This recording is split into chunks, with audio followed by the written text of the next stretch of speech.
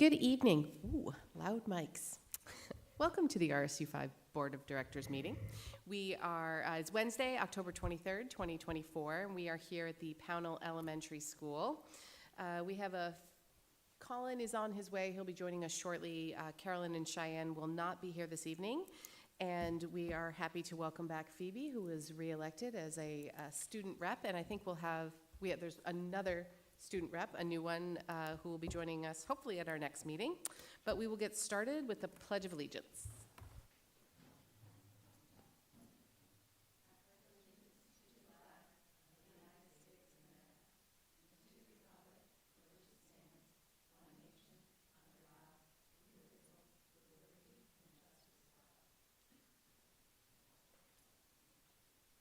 Do I have a motion for consideration and approval of the minutes from the October 9th, 2024 meeting as presented, barring any errors or omissions? Maura and Danielle, thank you. All those in favor? Great, none opposed. Adjustments? None this evening. Wonderful. Good news and recognition, we will go to Phoebe for our board report from the student rep. Alrighty, so lots of exciting things happening as always. For sports, we have playoffs beginning soon. The cross country boys and girls have their regionals on Saturday right in Cumberland. I think they race around 1 or 1:30. The field hockey team is still undefeated, and then the football team plays at home on Friday against Poland. And then I think other than that, we're still waiting on the beginnings of the playoff schedule to come out. Tomorrow, the Student Leadership Committee and Student Council members will be presenting at a leadership conference at the Hyde School in Bath. All FHS art classes carved pumpkins for the Camp Sunshine Pumpkin Festival on Saturday. And Camp Sunshine raises money for families of children with life-threatening illnesses, and they have served over 50,000 families. And so we were really excited to get to play a small part in all the great things that they do. The Mamma Mia musical will be on November 8th, 9th, and 10th at the FPAC. You can buy tickets online or at the door, and I'm very excited for that. I love Mamma Mia. We have 9th grade elections for class officers and student council members next week. So now that the freshmen have kind of gotten assimilated, they will start electing some leaders, which is very exciting. And I think most exciting, I'm excited to announce our newest school board rep, Moon Tussing, who's a sophomore, and I think he's going to introduce himself a little more, hopefully at the next meeting. So congrats to him, and I'm back for the year too, so lots of happy things. Wonderful. All right, so we will move on to 7, public comment. I don't see anyone racing for the microphone. So we will carry on with the agenda. Number 8, report from the superintendent. Okay. One thing I just do want to announce for folks who may not know, we've just been informed that Deb Draper, who is a PE teacher at Freeport High School, has been named Maine's High School Physical Education Teacher of the Year. So congratulations to Deb, and we're very proud of her. And she will receive her award next month. Resignations: Megan Peacock, Laugh and Learn; Stephanie Allen, DCS Ed Tech; and Aaron Tebow, FMS Office Secretary. Moving on to letter C, I'm going to invite Assistant Superintendent Cynthia Alexander to come up, and we have a team of folks that are going to present some information on the literacy curriculum, and this was something that the board had requested as part of their work plan.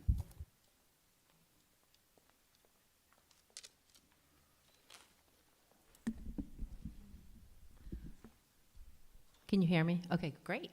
Yes, you may want to reposition yourself because the presentation will be behind you. And I have a handout for you. As soon as I finish the introduction, I will provide you with the handout so that you can follow along with the presentation. So, good evening. Tonight you are about to view a presentation about what we believe to be a very strong, comprehensive literacy curriculum. You will see that the curriculum enriches students as readers and writers to build strong communications long term. Last spring, Susan D., our instructional strategist, who is right there, who has a wealth of expertise in literacy, did a presentation to our curriculum committee. And tonight, the full board will have a more in-depth presentation from Susan and from Principal Nickerson from Moore Street School. So I'm going to just hand it right over to Susan and Julie.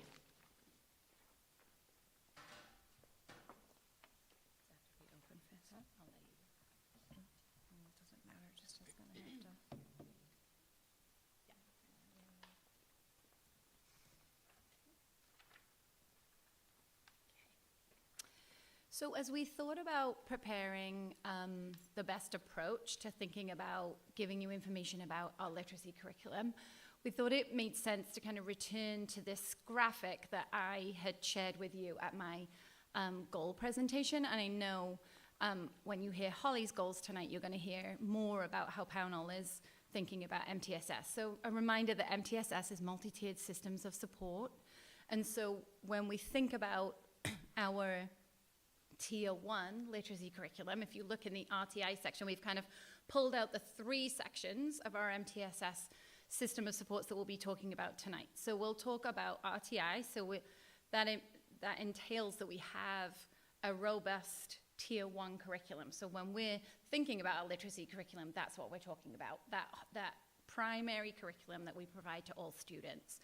And then Susan's going to go in depth into our curriculum, the components of the work we do, and the professional development that our teachers have been through over the last several years to kind of continue to grow our practice and what we do with students. So this graphic also just shows you that our Tier 1 curriculum, so our literacy curriculum that we use, is expected to meet the needs of about 80 to 90% of our students, and it is unlikely that any curriculum will meet the needs of all students as at its base value.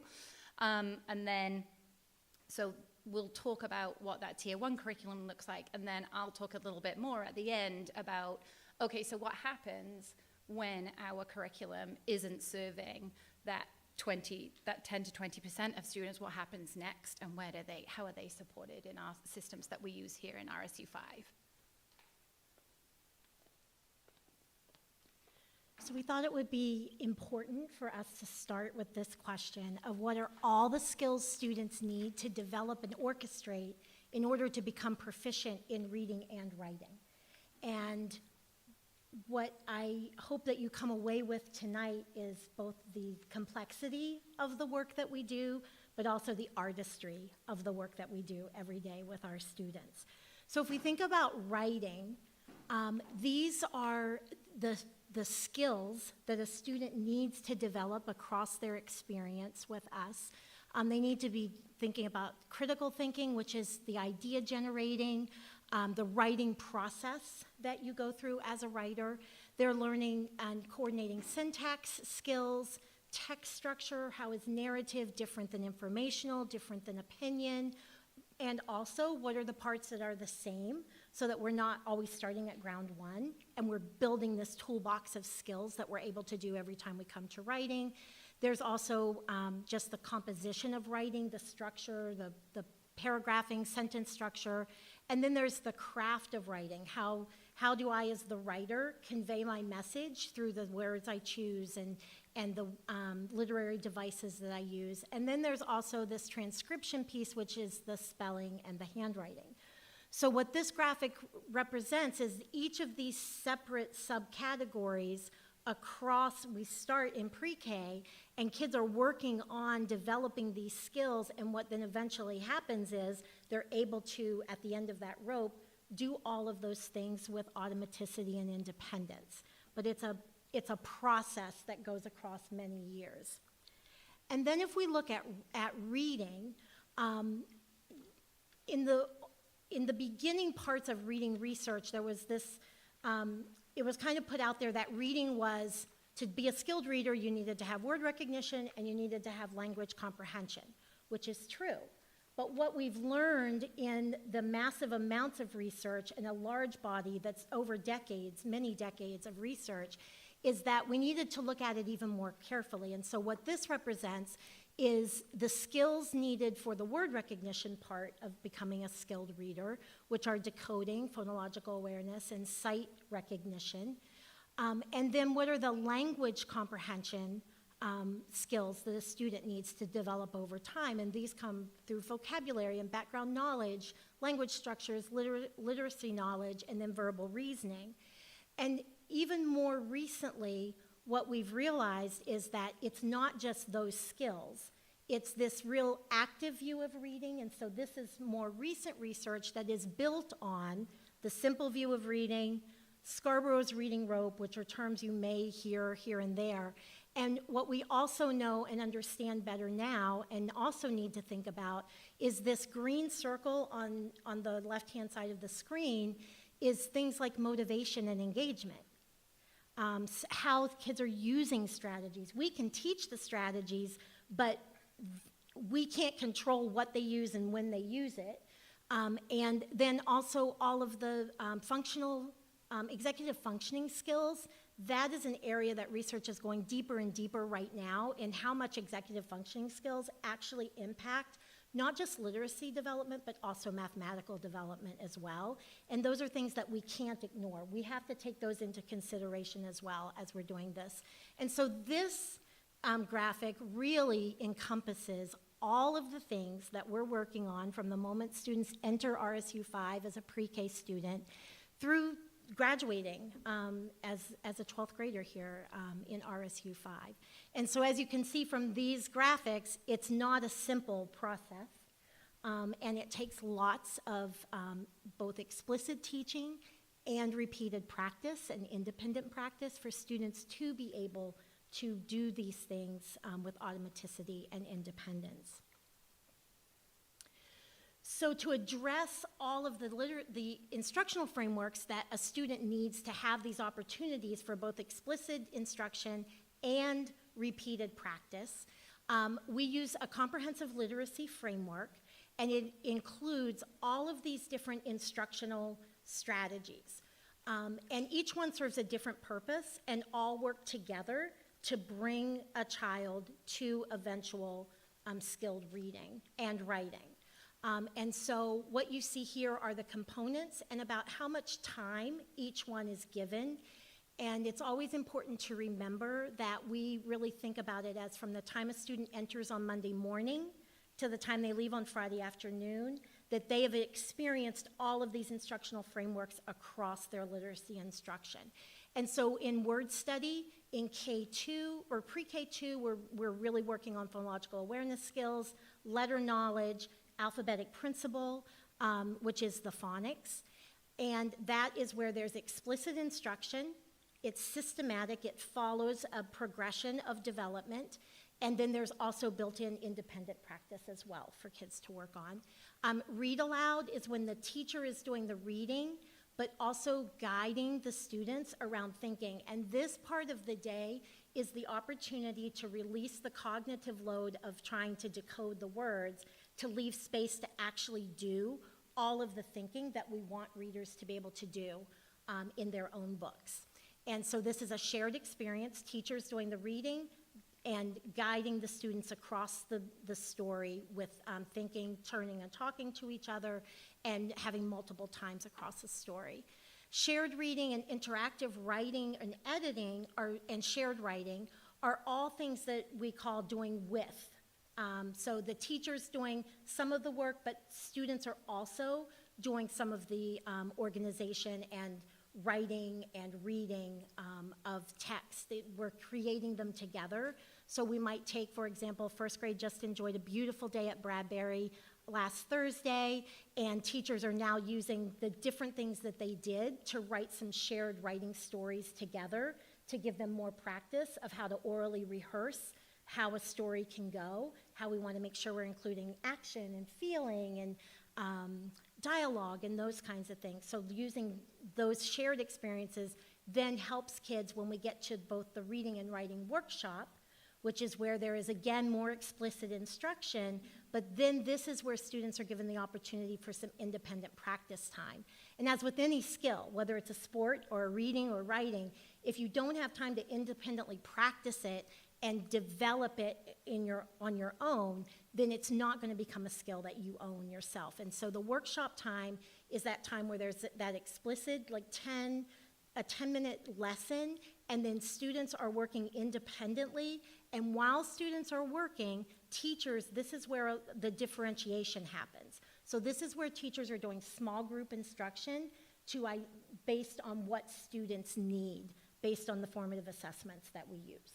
So they've planned the lesson, but then the small groups that they might do are going to look very different depending on the kids sitting in front of them and what they actually need more explicit instruction and practice with as well.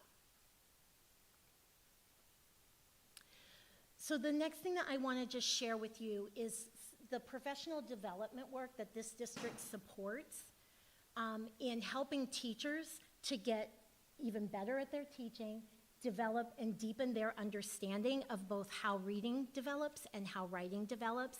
And I specifically started at 2017-18 because I could have gone further back, but this is the point where we did a recalibration around how our summative reading assessment. So all teachers, K-5, and regular ed and special ed, were trained in our summative reading assessment, how to give it, but not just how to give it, but how to use it in a formative way to help plan more responsive instruction for the students that come into their classroom each year. And that really kind of set us on this trajectory around, okay, here's our common goal, and now how are we going to deepen that work across? And so you'll start to see that thread happen. And so then in 2018-19, some of the things that I'll point out, I'm not going to read everything to you, but we had continuing that ongoing professional development. We also implemented the phonics units of study in kindergarten, and that then gave us, prior to that, we were teaching phonics, but it depended on the classroom, what the teacher was using. We didn't have a guaranteed verified curriculum for that. And so once that was published, then we did have that, and we trained everyone in how to use that. We started just with kindergarten that year. And then also we had continued ongoing professional development for our pre-K staff, who were also using a phonics program called Read, Write, Inc., which is another, it's a synthetic phonics program.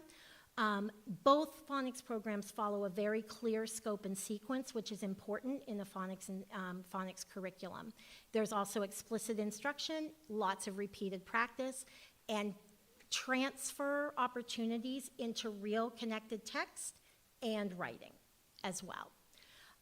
In the summer of 2019, we also led a pre-K institute because we also know, like, they are the foundation, and so we want to think about what are the ways we're supporting kids from the moment they come into our district in the instructional practices that they'll experience, but that are also developmentally appropriate to a 3, 4, or 5-year-old coming in. And so that was our first. We did a full summer institute. We did have some outside people join us for that. And that has really been the anchor for the pre-K work that has continued on since that summer. In 2019-20, the piece that I'll call out here is we added first grade phonics here. So now the kindergartners had come up to first grade. They had an understanding of the structure of the curriculum and the language of the curriculum. So it was really just supporting the teachers in how it would go. And then, as we all know, you'll see that 2020 at the end of that little dash. Then COVID, and we survived it, and we moved on. And in 2020-21, we added second grade. So now we had a systematic phonics verified curriculum, pre-K through second grade now. We also did this is the time also that we were really digging in as we continued to build our understanding and deepen our understanding around comprehension and word solving. we came to the place of where we were doing a lot of reflecting, professional reading, and our staff developers that we contract with started doing some work with us around really reflecting and making some revisions to some of our instructional practices. One was really looking at how we're cueing students when they come to a word that they don't know how to read, like they don't recognize it right away, and they need to use some strategies to figure it out. And so we shifted the way that we're coaching students at that point to really look through the letters, think about the sounds those letters make, and then to slide through those sounds to blend them together, tapping into the phonics curriculum that we were already using. And so that's a shift that we together as a staff across the district started working on and making that shift in our own practices. Meanwhile, we also were coming to a deeper understanding of the types of texts that we were using with students, and this is also the year that we started bringing in decodable text.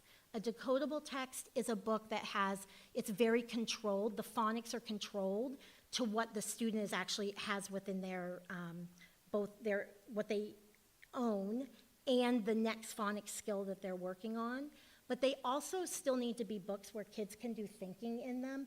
And the challenge, so we started adding those to our teacher collections. The challenge at that time was that there really were not that many good decodable texts to lean into.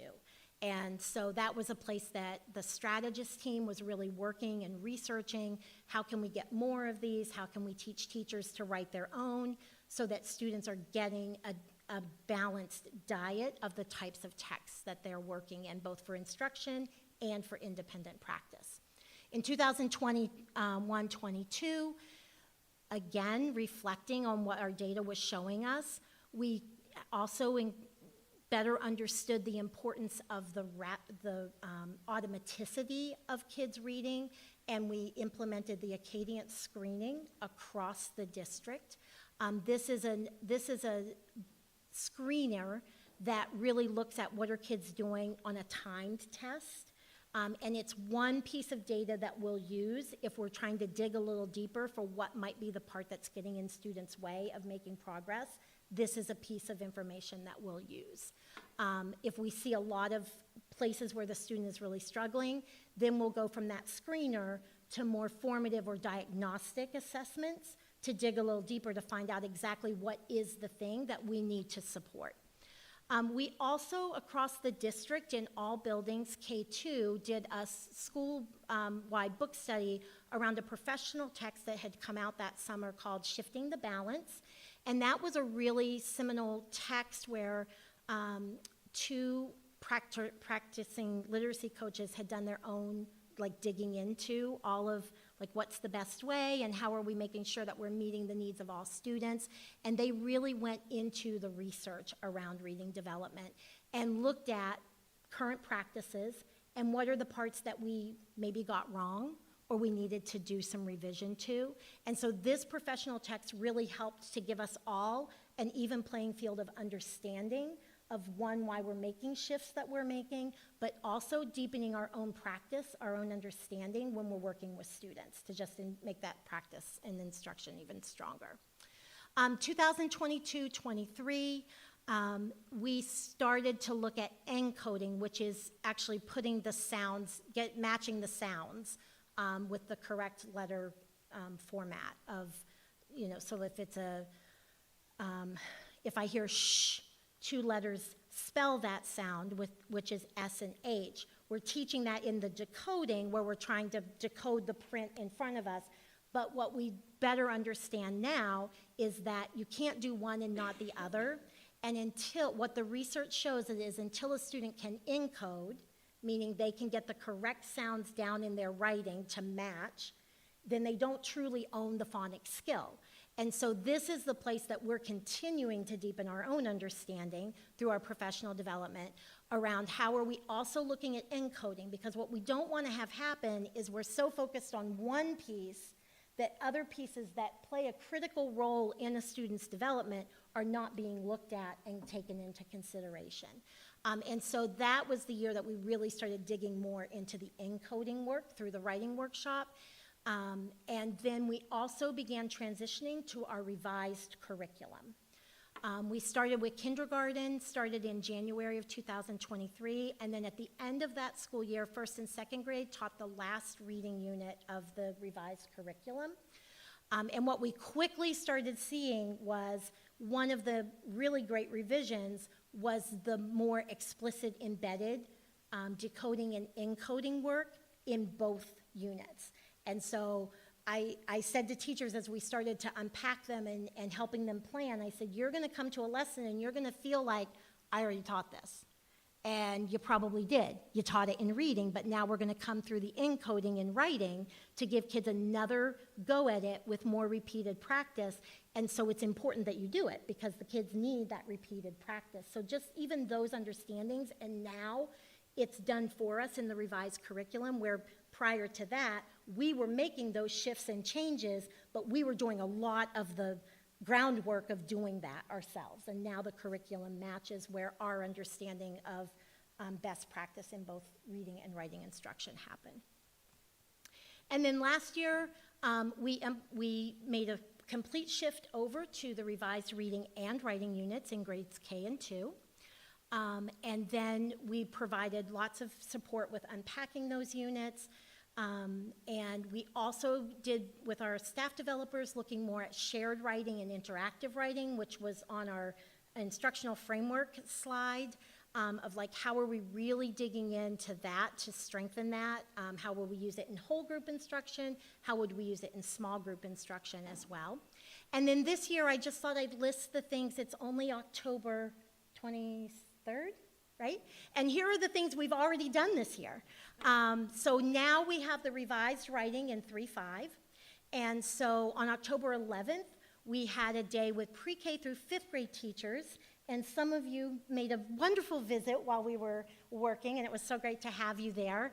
And thanks for taking the time to think about and learn from the work that we were doing. But we really took that time to look at writing development across the pre-K 5 span, both through understanding the different genres of writing that we teach, but also how writing develops from the very beginning.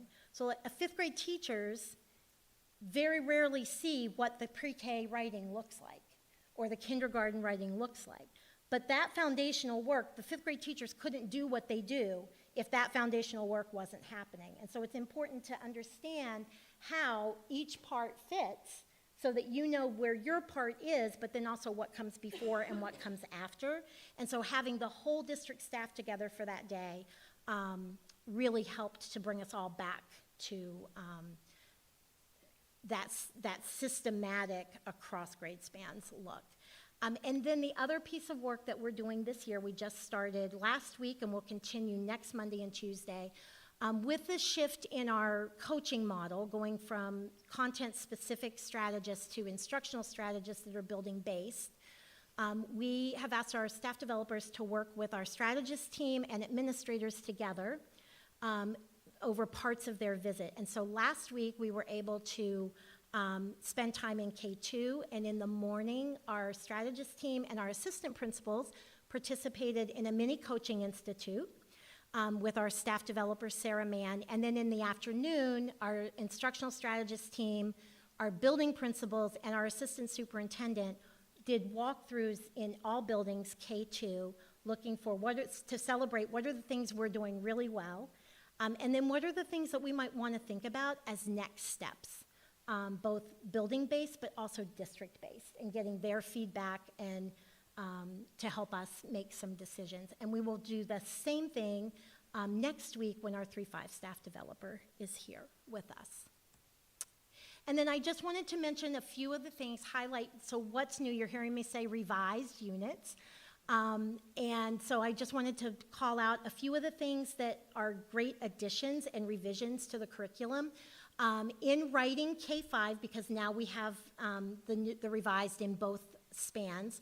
In grade K2 now, there's explicit and systematic phonological awareness and phonics right in the books, in addition to the phonics curriculum that we use, and they're written in a way that they all go together. So that means kids are getting more repeated practice of the different skills. In grades K through 5, there is now explicit and systematic grammar units. This was a piece that we didn't have in the old version of our curriculum, and now we have specific units that go with each grade level that match each writing unit. And then the other piece in the writing that's really nice is there's a section in each lesson that's called Ensuring Access for All, and it just bullets out things that teachers want to think about as they're planning for the instruction of the lesson that might mean they adjust how the lesson goes. Some of the ensuring access has to do with multilingual learners, but also some of the things to think about have to do with those students who are still working toward independence with grade level skills. And then the bottom 3 that you see there are things that are just making it easier for teachers when it comes to planning. So there are now classroom-ready work times. What that means is there are already small groups planned, conferring sessions already planned. So now the teacher has a menu of things that are specifically stated out. If you see kids that need this, here's a small group, and then they build on each other across the curriculum. And then also just like ready to print demonstration text so the teacher doesn't have to actually do that part. They can print them and they're ready to go, which cuts down on some of the prep time that teachers were having to do previously. And in reading, we have K2 right now in the revised. We have, again, the explicit systematic phonological awareness and phonics. They go together with the writing. Classroom-ready work times. There are now blueprint methods that support key skills. This is basically embedded professional development within each spiral bound that the teacher's teaching.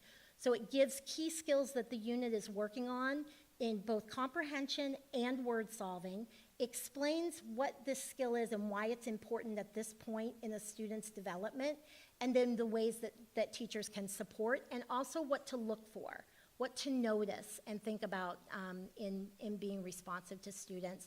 We also now have comprehension learning progressions in K2, which we didn't have.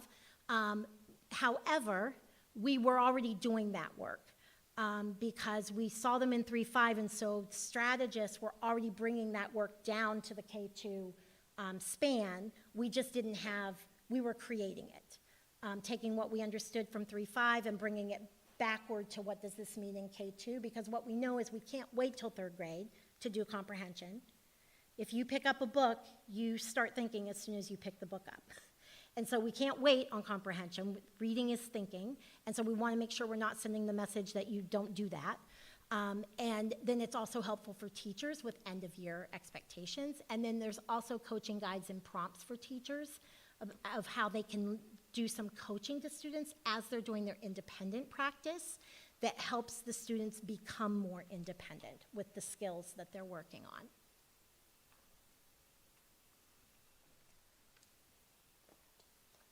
So that's the overview of kind of what is involved in our pre-K5 curriculum work in literacy. And then the question might be, how are we monitoring whether students are being successful in the work of this curriculum? And so I had mentioned this when I was here before, just giving you a sense of all the data we collect. Like, this is an example from one of my 2nd grade teams. So this grows as kids move through the school. It is all 89 students are represented here. And so what happens is, if you look kind of from this end, we are looking at them and tracking and monitoring kids just in terms of, like, we are watching to see their growth. We're making sure that they are moving from if they are not quite where they need to be, how are we accelerating that learning so that they catch up? And then we just using these data points. And what I hope you see in this is just the complexity of all that component work that Susan was explaining to you, and that we are keeping track of each of the parts, because children need all the parts in order to be able to grow as readers and writers. And so every 6 to 8 weeks, we are really reviewing and looking. This data level is like our trimesterly level of collection. So this is kind of high level. I'm looking at this data. I'm looking at patterns and trends. And our SAT team are really using this to think about, okay, where do we need to put our support? Is the support needed in the classroom, or is it that kids need to come out? We're looking at specific skills that children might be successful in or behind in, and because we are trying to kind of keep them at pace as we move through the school year. So you'll see this is just one level. And then this is the Acadience assessment that Susan was talking about. So this is looking at fluency in individual skills. So like we're looking at kindergarten, it's like sounds that they can be able to recognize and produce in a minute, and then that progresses. So as children develop and the expectation of what they should have under their belt increases, then it goes to kind of nonsense word fluency. So being able to read a word that isn't a real word, but they can recognize how the sounds go together, which is really, which sometimes if they don't have that at the K2 level, it's going to impact them further down the school. Sometimes children who have learned to read when they come to school, this is often a gap for them because they haven't gone through all the work of the building blocks of building up words. They have learned to read by sight, and likely they're in a language-rich home. But these are the kinds of things we're checking on, because we know if we send children on with gaps in this component work, we might not see it at the K2 level, but they will probably impact them later on when they're trying to decode and encode multisyllabic words. So I'm just, and we collect this same, I'll just show you while I have it. This is math. So we're collecting data for everything. And this then informs our conversations and our decision making. There's a 5th grade 1, 2, 3 through 5. So there's still, it looks different. The way they use data and the assessments they use are different. So it looks different, but this is the level of data we are collecting to really monitor the progress of our learners. And that's informing decisions on who does and doesn't need intervention, who needs different kind of skill work in the classroom. All of this data is going to form decisions that we make around how we're planning and delivering instruction for children. So then that is our first layer of questioning as to who we're thinking about. And then every 6 to 8 weeks, we are meeting as teams to reevaluate, see where children are, who's making the growth we would hope to see, who's making accelerated growth. Because once we're identifying children for Tier 2, so that is in addition to the classroom instruction, we are thinking about they need to probably make a year and a bit's worth of growth. So we are really hoping that intensity of a smaller group and a really focused, targeted support is going to help them grow and fill gaps that they already have. And then this then we're continuing to monitor them here, and we're making decisions about what the appropriate intervention is for a student, because it's not always a phonics deficit, although often that is the case, but sometimes it can be something else that is tripping them up and getting in their way. And so we're really thinking about what is the intervention this student needs. And how much of it do they need? Because our goal is to keep children in the classroom all the time. And so, we're looking at, okay, do they really need to be coming out 5 days a week? Should it be 3? Is it in a small group? Is it 2? Is it one-on-one? Are we having to intensify? So those are always the decisions we are reflecting on and making for students in our RTI kind of process. And it's fluid. And some children, there are a few children that might start in that and stay there, but they're making growth in that setting with that supplementary support. And there are others who might just be in Tier 2 for a cycle. And then it's okay, they're back. They're right where we need them to be. Let's kind of slide them back out. Let's have the classroom teacher monitor and differentiate for them. And so we're making those decisions all the time. And then finally, that top tier is really those children who need individualized support, and we're looking at 1 to 5% of our student population who really need specially designed instruction that will then be thinking, they will be getting that instruction when they've been identified with a potential learning disability, and they would get specially designed instruction to support that. But there is a lot of work we are constantly trying to do to hopefully, keep kids afloat before they need to get there, and we want to make sure we've given them all the chance to be successful in least restrictive settings before we make those decisions.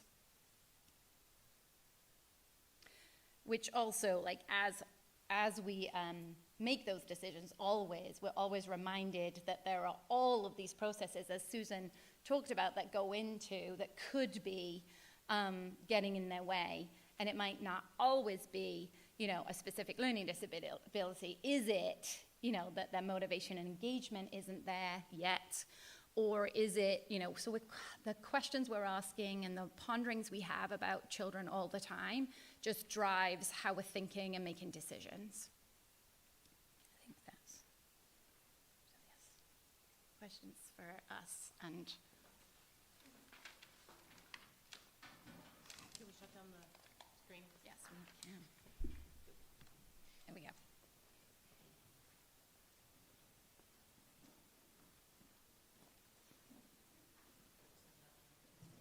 Whose question is it?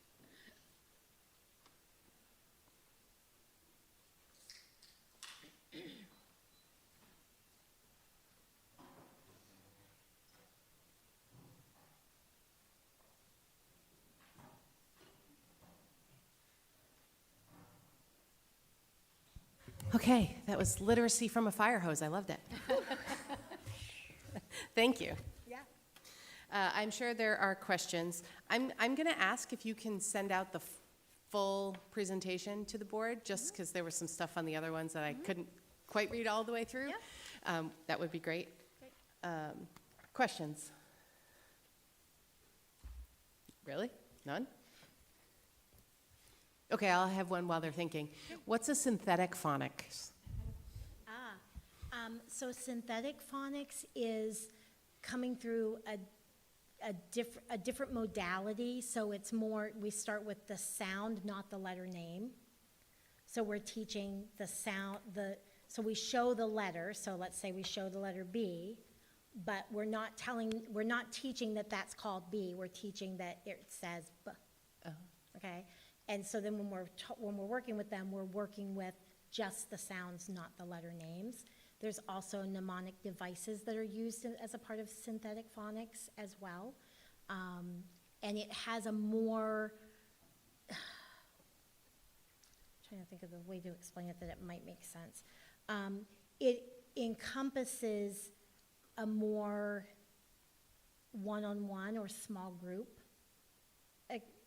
instruction, and it's one of the reasons that we do it in pre-K, because we can do more, because we like having them all at the same time. So we'll do we do a whole group lesson, and then they'll do more small group and one-on-one tutoring for that too. Thank you. Yeah, you're welcome. Beth? I don't have a question. I just want to thank you for all the great information. And I also was part of the facilities tour that got to see sort of the professional development going on. And that was amazing to see. It was just really, a lot of times we get to see the teachers teaching or whatever, but not get to see the behind the scenes, all the work that goes in. And just, it was really awesome to see Thank that. you. So I just was glad to see that. And thank you for all the work. Yeah, you're welcome. Thank you. A bonus on the facilities tour. Kara? I got to do a little small group instruction with the 4 that were with us, so it was fun for me too. So because you were so excited and engaged. Yeah, I would echo that. It was a really fun surprise to be able to see that. Thank you. And thank you for this presentation. This was really informative. I have a kind of a funny question. Julie said something at the end about how we want to keep the kids in the classroom. And it feels like a little bit of a silly question, but I'm wondering if you could say more about that, because there might be parents who are like, I actually would love my kid to be pulled out more and get the individual one-on-one attention and more of that. Can you tell us more about all the benefits of having the kids in the classroom more?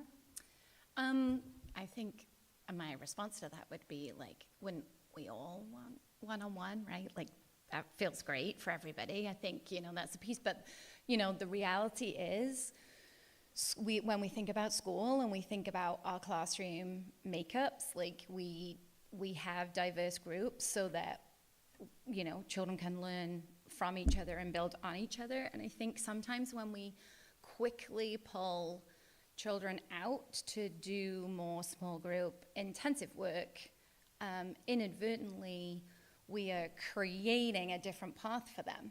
That classroom is still moving, always. It doesn't, like, everybody stops and, let's wait for Johnny to come back. So, whilst it might, I think we stand by that's the right decision for certain children at particular times, but, like, we'll always, even, as we move children up the layers to even special ed, our goal is always, how do we get them back to the classroom learning where they're typically developing peers at learning? That's, like, always the goal. Like, you'll hear us talk about the least restrictive environment. So children who have one-on-one ed techs, that is the most restrictive environment, even if they're in the classroom. To have to rely on an adult to get through your day is hard. Like, that's hard. So we're always, like, pushing for independence as learners and, beings in the world. I don't know that I answered that super well, but that's the idea. Yeah, I think that helps. I don't know if I have a follow-up question to that. Oh, that's good. Thank you.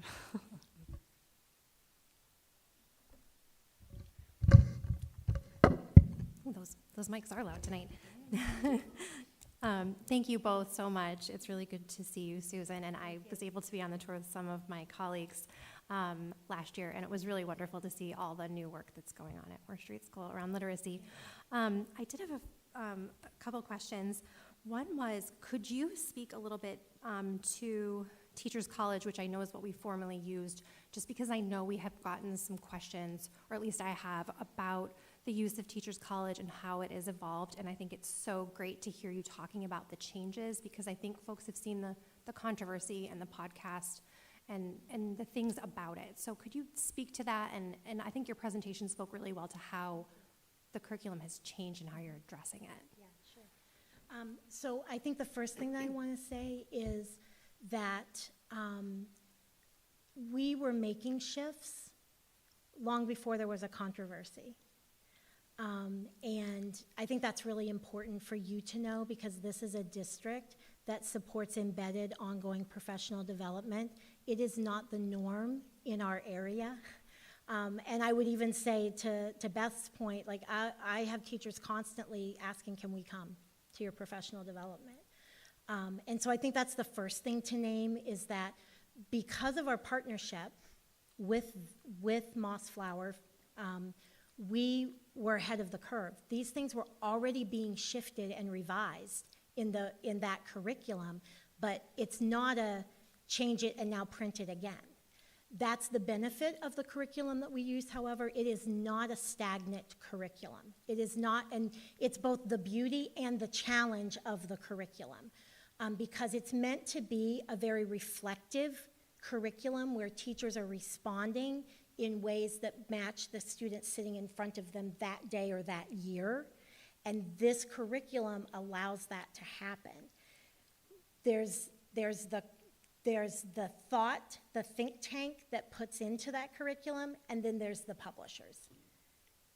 And that's where what you see in social media, that's where that's coming from. And there were things named in Sold a Story that were not wrong, but there were also things that were taken out of context or misrepresented. And I think we always have to come back to, it doesn't matter what curriculum you choose. It is only going to meet 80 to 90% of the students. Doesn't matter what curriculum it is. That's the fact. It's not going to be a 100% match for every single student. I think that what I appreciate about this district is that they are, the administrators that I have had the privilege of working with over my 10 years in this district are reflective, thoughtful, constantly learning administrators who aren't waiting for someone to tell them to change something, but they're asking the questions and we're making the changes along the way. And so when we got the revised curriculum, which addresses a lot of the things that were being called out and was already being addressed prior to Sold a Story ever coming out, we were already making those changes along the way. And so when our revised curriculum got here, things that might have felt like, oh my gosh, don't feel that way, because we were already making those changes. If you go back to the timeline when you get the whole handout, you will see Sold a Story came out in October of 2022. You can go back to the timeline that I presented to you of 2018-19, where we were already making shifts. We were well ahead of any controversy. And so I feel very confident in both the curriculum that we use in this district and also the administration that makes the decisions around what we do, because they don't just take it at anybody's word.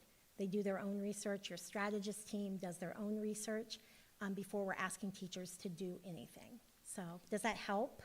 Okay, you're welcome. Kelly? Can I just add something to that just made me think of, and I think also, I hope our presentation reflects this idea that, we are constantly learning. When we know better, we do better. And, one of the things during COVID that the year of hybrid, I felt super empowered as a leader in a school, because our research we were leaning on suggested that children who struggled needed more instruction.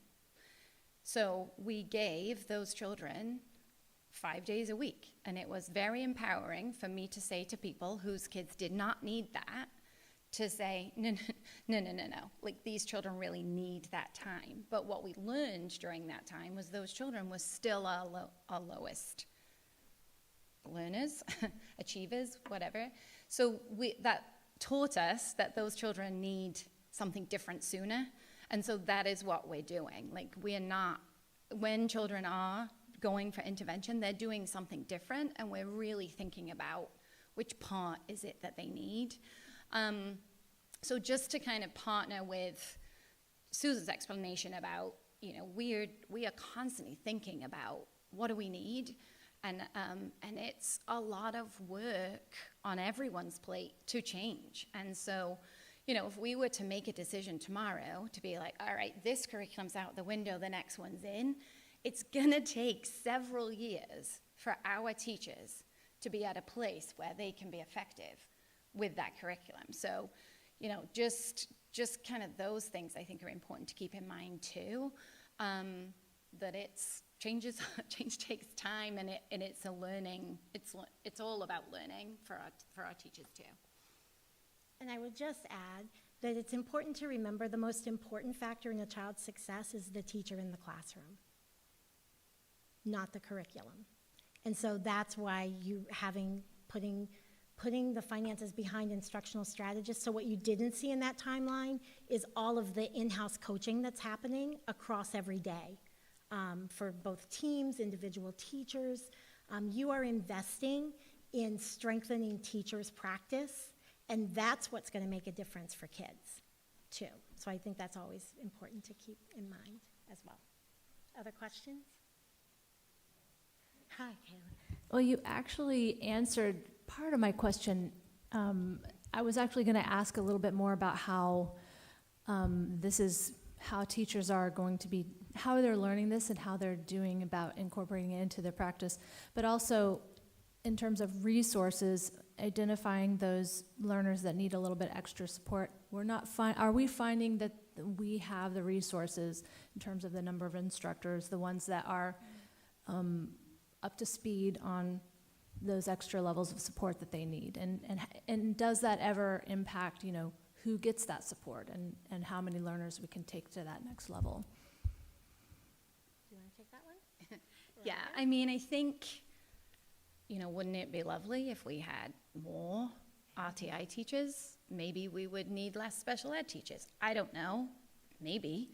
But I think, I actually think as a district, we can feel proud about our level of support that we provide for students. I think it's always been something I've valued since I've worked here. And, you know, if we look at how we're staffed in each of our buildings, I mean, that's not to say you might not get another principal up here who's like, I need more intervention time. I mean, when you've got a pre-K-8 school, chances are you need more intervention time. So now I've paved the way for Will to ask away. So you're welcome, Will. But I do think, you know, if you look at how we're staffed in terms of how we think about our intervention staffing, I mean, we have full-time math and literacy specialist. Our literacy specialist is OG trained. She's got the dyslexia certification. Like, I feel like that's like the gold standard. And she sees many children. Like, our class size policy is 18. She's seeing at least 25 now, and then that will shift. Like, so there are many children who have the opportunity to kind of pass through, you know, that level of instruction if they need it. Yes, there's always going to be a decision we have to make in terms of, like, you know, we're looking at our bottom 20% when we're making those decisions, and you know, that's going to shift just like it does at the top with like gifted and talented decisions. It depends on who's in your school on any given day as to whether you meet that category, right?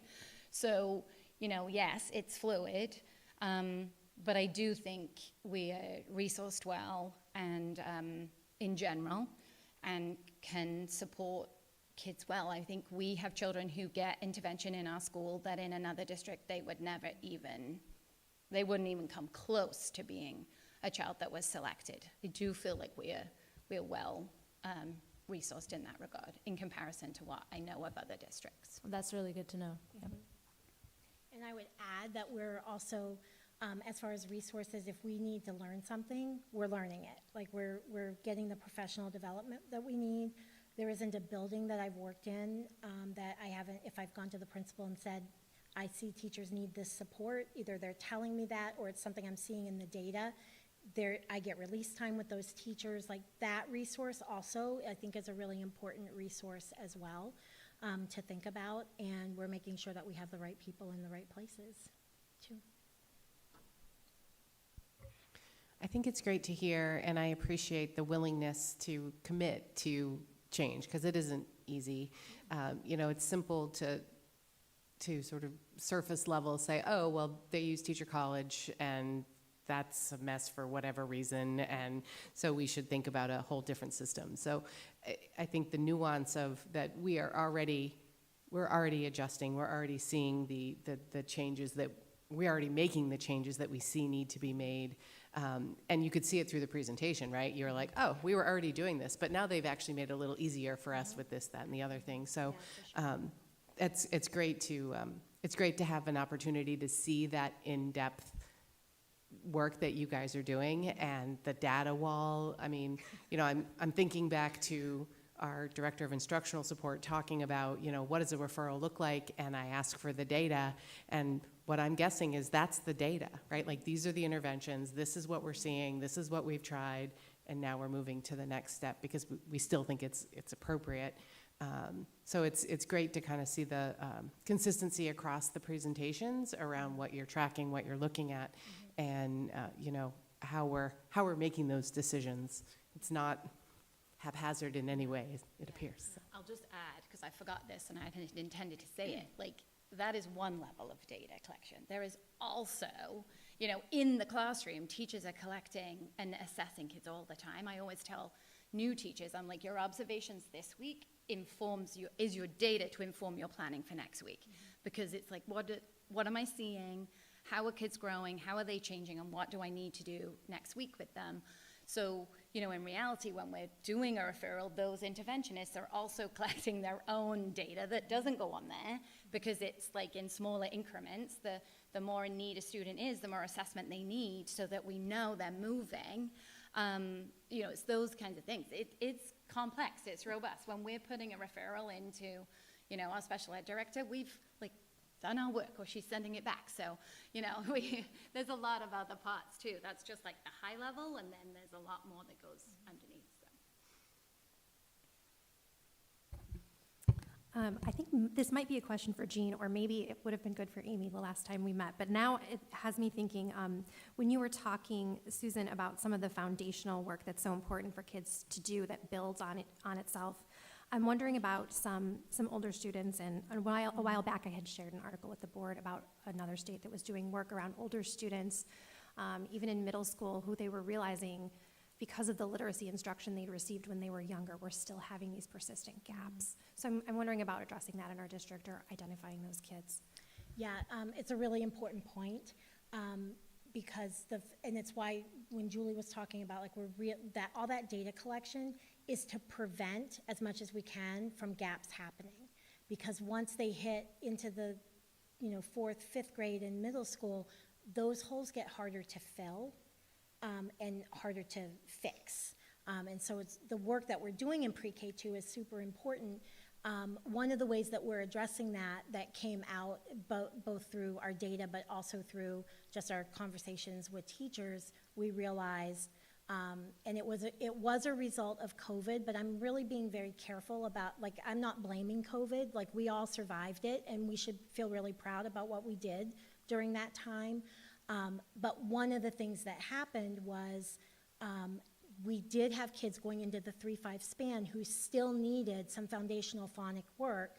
And in the 3-5 span, if you're training as a teacher to teach in that level, you're not really taking classes that teach those how to teach those foundational skills. So we identified it. When you look at the timeline, you'll see that there were professional book studies around phonics. You'll see that the phonics instruction in 3-5 started right after COVID happened. We started doing professional development with our 3-5 teachers particularly, and this strategist team only works pre-K5. So that's really all I can answer to.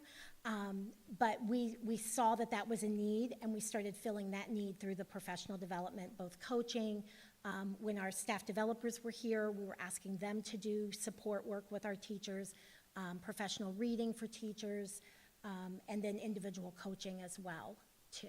So, and that was the benefit of having somebody working pre-K5, because I understood the instructional strategies and could then bring those into 3-5, and having taught in both spans as well was really helpful, to have had that experience myself as a teacher. To really think about, okay, what are the parts? Because then it gets tricky. Like the books you would use in K2 are not the books that 3-5 kids want in their hands. So like there's more challenges too that we had to face, but we definitely identified it, addressing it, continuing to address it. I wonder if it's gone even beyond that span, though, is the question, right? Do we have, I have a high schooler who I think her literacy is quite good, but I think her spelling is absolutely atrocious. And I wonder, I'm thinking of what you were talking about, decoding and encoding, sort of the importance on decoding without the corresponding flip side of the encoding. I'm like, that kind of sounds like bad spelling to me. Yes, so Michelle, I would agree. Yes, I think, I'm not saying that there isn't an issue in 6-8 or beyond. What I'm saying is that that's not within my scope of work. Sure. So I really don't feel like I can speak to what has or hasn't been done at that level. That's why we tossed it to Jean. Because I really don't know, so. And I'll say what's interesting, I was at Durham this week looking, and Will was sharing the data that they have, and also the data that they have for grades 6 to 8. And I think if you look at, yes, there will be kids that need that support, and that's, as Susan and Julie said earlier, that's when we look at the learner, and we look at what do we need to do to jump in and support that student so that they can continue in their literacy journey. And there are folks that are supporting those kids. It's a little bit different model of the board members. We were unable to hire a coach for Freeport Middle School and in the 6-8 at Durham this year, but they're looking at a little bit different way. We're providing some professional development for teachers to help fill some of those holes. I should apologize, it's not atrocious. She doesn't watch these, but I feel bad if she did. It's not to make an excuse, but she's not alone. Like if you look at it's also the age we live in. Well, right, that's what of I was wondering abbreviated too, right? Is texting it and, just like all of that as well, Yeah. too. I mean, there's so many components, Yeah. but again, not making an excuse, just saying, lots of things that influence that. Yeah. Other questions, comments? Thank you guys very much. You're welcome to come visit anytime if you want to see it in progress. And I do have one piece. By policy, DN, school properties disposition, I need to inform you of some vehicles that are surplus and that we will be offering up here for bid here when they go out to the district.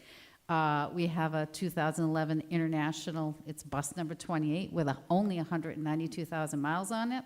Bus 29, another 2011 International with 193,215 miles. Bus 30 is a 2012 International with 200,410 miles. So those 3 buses. I asked Jeremy if they start, and he said maybe with a jump, but we're not sure. So it'll be sort of as is. We have a 2009 Ford F-150 truck. It's red with 137,500 miles. And then a really recent vehicle, a 2013 Ford E250 van. It is a lovely blue color with 162,567 miles on that. That's by policy. I have to inform you, I have to announce, so I've done that. And what happens is we will inform our member municipalities in writing of these vehicles that are surplus. They'll have the first option if they choose to purchase the vehicles from us. If not, we'll offer them up for a sealed bid. Any surplus property which are unable to sell off, we will dispose of appropriately.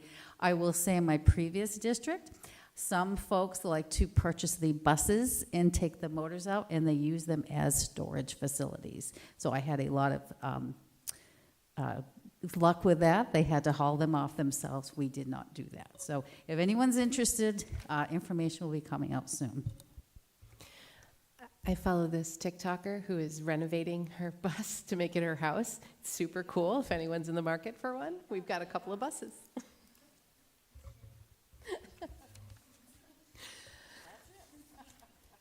Do we usually sell these? Like, do they actually usually get sold? Do you know? I've done it in the past in a previous district. I don't know, Kelly, when you were here before, did we have something, we sold a few off before? Yeah. We don't get a ton of money for them, and it ends up in, we don't get a ton of money for them usually, but what we do get for them ends back up in undesignated fund balance because we put it in miscellaneous revenue, and then it lapses at the end of the year.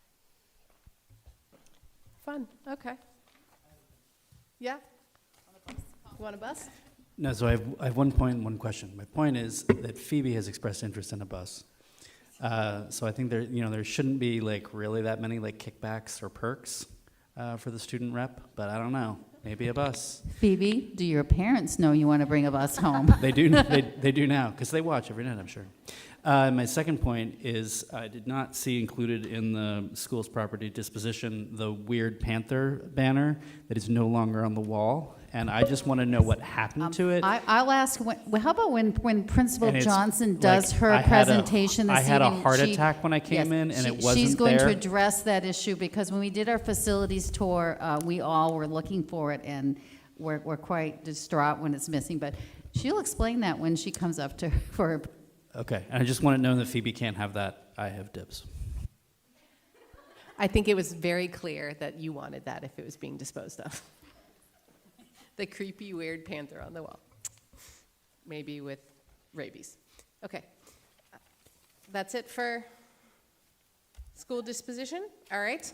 Well, Kelly is conveniently already up at the podium, so let's move on to administrator reports. Finance. So good evening. Included in your packet were the expenditures through September 30, 2024. What you're looking at here is largely reflective of all of the purchasing that we did to start the school year with the students, as well as the debt service payment on the high school, the annual debt service payment. The October payment was actually processed in September in order to get it there in a timely fashion. So That's why you'll see about 2 million more in expenditures this month than than the previous presentation, but we don't have any concerns at this time. Next month, you'll see that we finally paid for the Pownell boiler because it's done, it's up and running, and so we did pay for that in October, so that will be reflective in the next presentation. Temperature's lovely in here. Any questions for Kelly? Thank you. Thank you. All right, so we will move on to the much anticipated Panther update from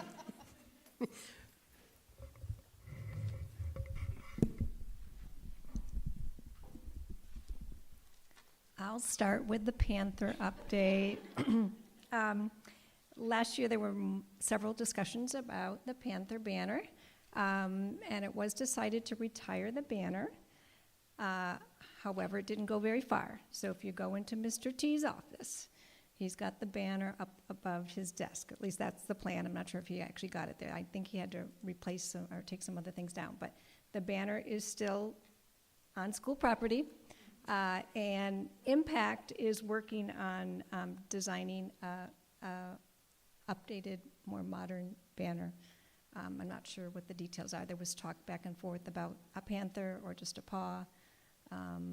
So maybe by the spring, when you're back, the new banner will be up there. But there's some discussions on which direction to go with the banner. So it's in the works. So. All right, so we're going to jump into my goals, the school goals. I'll start a little bit by just, it's been a great start to the school year. I get asked by parents all the time, and I continue to say it's been a super start. The first 2 to 3 weeks, I think everyone was kind of pinching themselves. Kids were energetic, coming back to school, ready to learn, excited, and that's just continued. Same with staff. And one of the things, or several things I think that is helping to support all of that. I'm going to highlight a little bit the science work that we're doing. The Forest Fridays, 5th grade has jumped on board with that, so they're doing Forest Fridays just like preschool does, and other kindergarten is joining as well. The 3-5 staff have implemented the new science units. It started last spring. This fall, 2 of the grades have done that new unit. And if you ever want to come and watch some learning, a couple of you participated in the curriculum talk about that, and I was able to share some pictures, but it's really some dynamic learning. Kids are enjoying it and really gaining a lot of insight into science, the world around them, and a lot of great thinking, collaborative talk. And then they're doing a lot of writing and demonstrating of their understanding. The little science museum, that's what I'm now calling it. I didn't have a name for it last year. Continued to grow. It kind of had a little lull last year, but without any big to-do, it started this year. And I'll, once or twice, 3 times a week, I'll get a student that comes to the office, or something will be delivered and I'm not there. And they're finding artifacts of science around their world. They bring it in. They make a little label for it, talks about what it is, where they found it, little drawings and diagrams. And it's just, I think I'm going to need a new location for the museum because it's growing. But it's just nice to see kids thinking about science and bringing their thinking and enjoyment of that into the school and celebrating with others. So that's just one example of some of the excitement for learning. The last year's goals, you did get a copy of the reflections on that. And we had the 2 goals that were around supporting whole student, academically, socially, emotionally, and physically. And as we did that, building a strong community for fostering greater student agency. And when I look at total reflection on the overall year from last year, you'll see that academic achievement was very strong. We successfully implemented new routines for student engagement and school community building.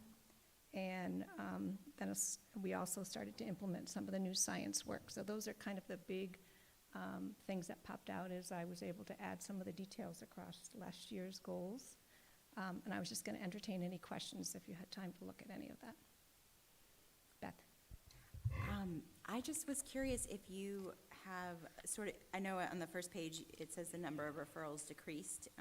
Do you have like a percentage? I don't count that really. Okay. My first year, I actually was keeping a running log, and I just didn't, I wasn't the only one that kind of, but we kept track of things. Yeah.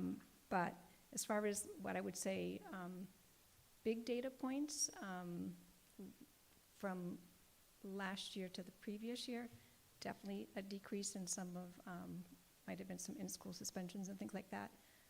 Much lower last year than the previous year.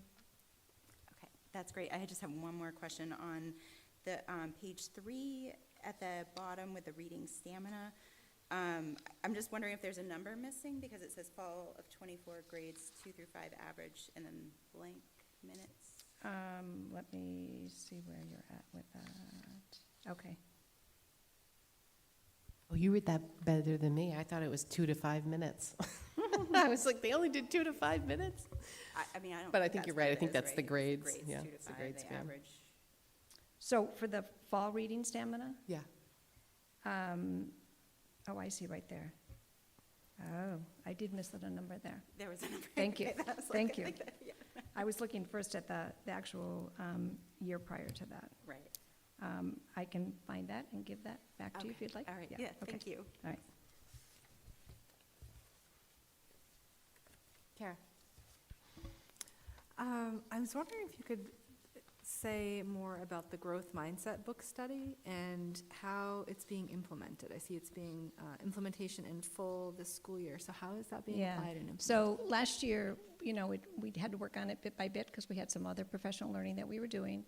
And in the way the book is set up, you really need to work through like the whole thing before you can really get the heart of what, how the authors are presenting the information and how to implement it. And so we finished up late in the spring with that. And just natural discussions came about as far as, now I know how I can use this as we start the school year. So it's not like we've dropped that book and we're no longer addressing that. So it's part of the language we use with students, whether it's some whole group work in classrooms or individually. And the book actually gives a lot of strategies for teachers to use. So if a student is struggling or a group is struggling with math,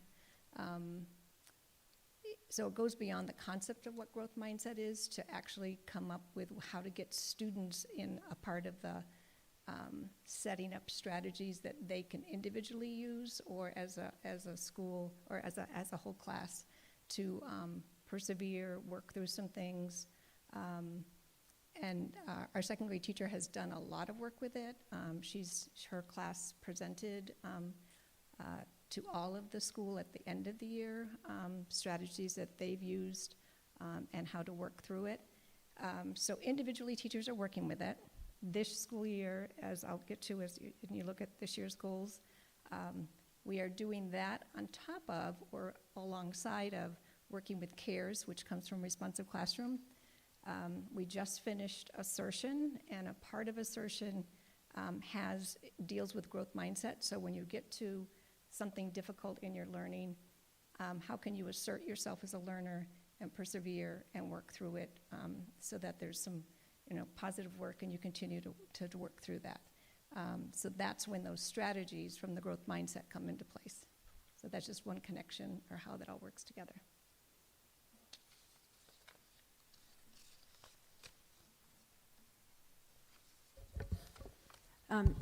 You talk, or you have here that you said beliefs in learning have started and will complete in 24. Can you just talk a little bit more about that and how that will develop? Yep. So that would be,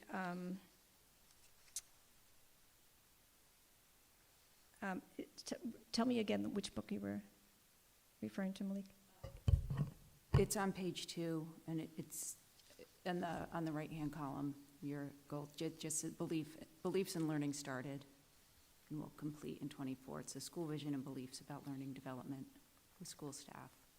So that is another one of, so we're working on our school beliefs. It's not a book study, but we're doing it.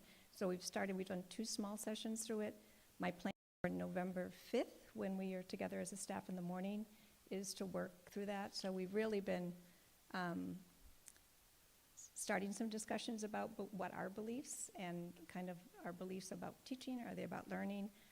We've looked at other schools to kind of see where, what their belief statements are. We've also started with responsive classroom because there are some strong guidelines and dimensions of responsive classroom that certainly go into our beliefs about teaching and learning. Today, fantastic discussions with staff around technology use. And I purposely wanted to get that started and going strong with some discussions before we really start to delineate our ideas about beliefs about teaching and learning, because that certainly plays into that. I had an article for them to read. We got mostly through it. We went through 5 myths about technology use in schools, and we ended right at 4:35 with the idea that on November 5th we're going to pick up and continue to work through that. Can you speak a little bit more about the school-based sessions with Cromwell Center? What do those look Yeah. like? What kind of content is that? So Cromwell Center originated, I think they're still coming out of Portland. So they are a group, it's a nonprofit that works with coming into schools to teach about disability or disabilities. And every grade level has a different presentation, so it grows year by year. They start in 1st grade. So our students, we've had them 2 times. So our 1st graders, so our 3rd graders started when they were in 1st grade. You have to request to have them come, and I've secured a date for late in the winter again. So it really talks about what is a disability, hidden disabilities, a little bit of empathy and how to think about others, and accepting and understanding what disabilities are or are not. The presenter is usually they're retired teachers that are doing some of the presentation. They connect it with literature, and the 1st grade might have a half-hour session, whereby 4th and 5th graders they're working for a good 45 plus minutes and really getting deeper into the subject. So very developmentally appropriate.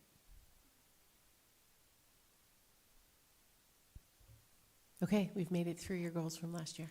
Yeah. Thank you. All right. And I will tell you, I did not know when I was originally knew that I was coming tonight, but I did not know that the curriculum presentation that you just had was going to happen right before. So as I'm listening to their presentation and ready to jump in to answer any questions, I was going, okay, there's a connection there, a connection there. So as I go through this year's goals, I will try to remember to put a plug in for what we're doing in school and how it connects to things that you might have seen or heard in Susan's presentation and Julie's work as well. Okay? So our first goal is around chronic absenteeism.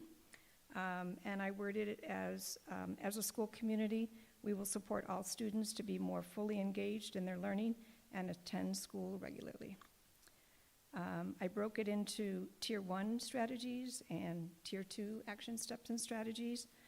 That right there is some of that terminology. Tier 1 is for all students, and then as students may need more support, there's Tier 2 and Tier 3 strategies in our action plan. So one of the things that we've added this year is what I'm calling care communication. So when a student is out the first day, the teacher will contact the family. If they're out a second day, the teacher will again reach out to the family. And then if there's a third day, I will reach out. And it's really just making a connection with the family, letting them know we missed the student, checking in to see how they're doing.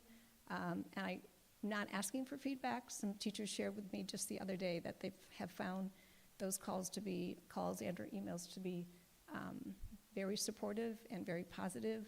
And it's really been a nice addition to the layers of communication that we're doing with families.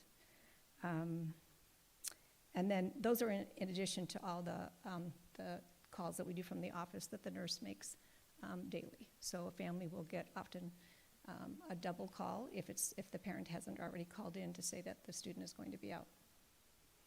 And then we're going to continue to grow student agency in their learning, just to really focus on school engagement, making students more, empowering them to be more a part of their learning, helping them to make decisions and choices in their learning, and really advocating for themselves as learners, because research shows there's a strong connection between engagement and school attendance. And I'm also doing more education of families. I started last winter and sent out some information about chronic absenteeism. This year I've already sent out one article, and I have others planned to continue to send out. That will be in more of a form of like a letter, and just giving families strategies or reminders about the importance of attending school regularly. And some of those ideas, even though they're under Tier 1, are coming from my work that I've started to do with Count Me In. That's another nonprofit agency that works with schools in the state of Maine. And it's really, they are kind of like a action research, and they have a lot of strategies and ways to support schools, so they share that information with schools. I started in August. I had like a one-on-one call with the director there, and when she looked at our school data, which is part of the data I shared, she was like, wow, what have you been doing? Because the data shows that there's been a positive movement. She did still give me some recommendations to things to do, and that one of them was the documentation. So even though we've been working with students, working with families, the past 2 years, because that work really started 2 years ago, which made the impact in the data, to start to really impact. Even at Pownell, we're small, so just 4 or 5 students can make a big difference in our data for chronic absenteeism. She recommended documenting that work so that as our last year's 5th graders went on to middle school, there's a way to show what we were doing to support students that could be very helpful as they move on in their school career. So that is in the works with that level of documentation. And we do meet as a team. The nurse is a part of that team, as well as myself, the social worker, and the school counselor, to really look at kids' patterns that we're seeing in the data, attendance, and do some problem solving, and not waiting till there is a problem that we're seeing that we need to work on. Questions around that? Okay. I'm just going to say, I'm guessing, when you're talking with folks like the Count Me In, obviously this is a issue we're grappling with across the whole district, and I assume they're seeing it all over the state. Any brilliant ideas you're sharing with your counterparts at the other school? No, but I mean, so every month there's a live, it's not really a webinar. She may present some things. She gives us resources. I'm downloading some of those resources. I'm creating and sharing with the team. The leadership team actually just looked at some of the resources. So even for chronic absenteeism, they have a pyramid about Tier 1 things you can do, Tier 2, Tier 3, and strong suggestions in that. So those are things, I know when our social worker looked at that, she was really excited to see the ideas, and it is something that probably all the schools should have access to for sure. It's really about building those relationships with families, helping them to understand the importance of being at school, doing some problem solving about why their student may not be at school, and then supporting them. And it's about that relationship building, and then at the same time building the students' desire to be a part of the school community and strengthening that. So those are big parts of that. Beth? I'm happy to hear you say that the teachers feel like it's a very good thing, because obviously when you add something else for the teacher to do, it can be, that's amazing that they're finding it to be a really good way to connect with families. So I'm really happy that you've instituted that. So Yeah. thank you. Can I just confirm, those are consecutive days, yes? Say that again? Consecutive days absent? For, The day 1, day 2, day 3 yes, protocol? would be consecutive, and then if Okay. it ends and they're back, but if it, as it surfaces again. Restart, okay. Start Yep. fresh. I think Moore Street is doing a similar strategy for with their students and teachers, so. And then the other part of supporting that is around the social emotional, and it's about continuing to build our school community. We're refining our responsive classroom practices, and we are working with the consultant that's working with the district. We've had one coaching session with that consultant. They were here the whole day. Teachers got to sign up, whether they were brand new to responsive classroom or if they've been doing it 6 years. And he gave them really great feedback that they can put in place the next day. I spent the next staff meeting with staff just to kind of share the wealth of what they learned as they worked with the consultant, and that was a great opportunity to share and learn more from each other in that way.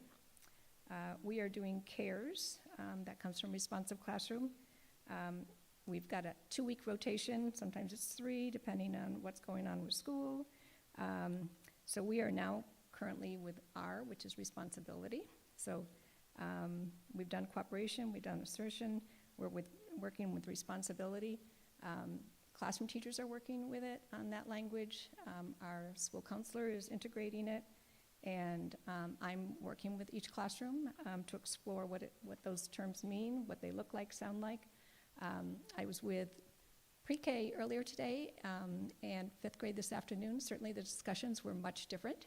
But an example of the 5th graders is they were sharing ideas, and Responsive Classroom really outlines some deeper ideas about these concepts that certainly by 5th grade the 5th graders can start to work with. And it was really interesting to hear their discussions around it and the connections as they shared ideas about what responsibility is. Some of them right away made connections to their work with HOWS, the habits of work and learning, which was wonderful for them to make those connections and see how important it is and why we talk about and support students and what they're doing. And then we are doing as a school another book study, which is Unlocking the Power of Classroom Talk, teaching kids to talk with clarity and purpose. It's another layer of building engagement in classrooms to make support all students in being more active in their learning. And we'll just get into this 3rd or 4th chapter on November 5th as well. And our work with Responsive Classroom has interactive learning structures, which is another more dynamic way to plan lessons. I was talking with a teacher today, and we were doing some problem solving, and I said, oh, take a look at these. And as soon as she saw them, she knew ways that she can integrate and get kids more involved in the learning. Her goal is to go to the 70-30 rule. I'm not sure if you're familiar with that, but the kids are doing 70% of the talking, and the teacher's doing 30. So she really wanted to get closer to that, and those structures will support her in that. And we're also doing some work around regulated classrooms. If you're here next week, I believe some of you are coming. We're going to make sure you can get in and be a part of some of the work with regulated classroom. So be ready for that. And the second goal was around academics.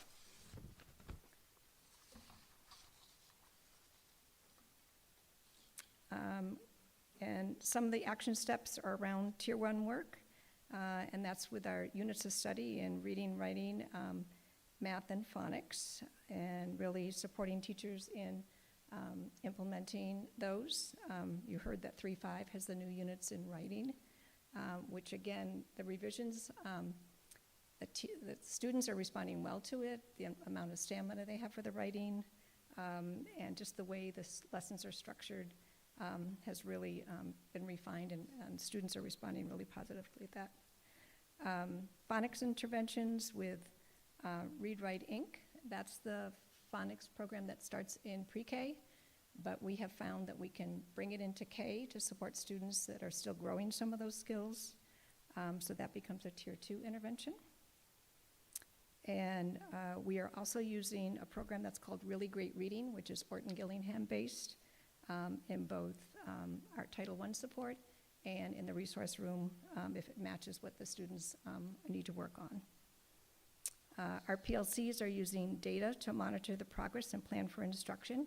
You saw the data walls that Julie showed. Pownell has the same type of data walls. So we grow, the data isn't just sitting there, but we refer to it, we use it.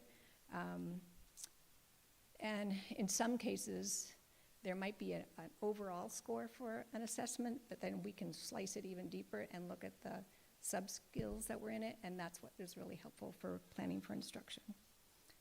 We have data cycles of every 6 weeks, so next Monday and Tuesday, we will be looking at data in that cycle right there, and using that to plan for Tier 1 and Tier 2 instruction.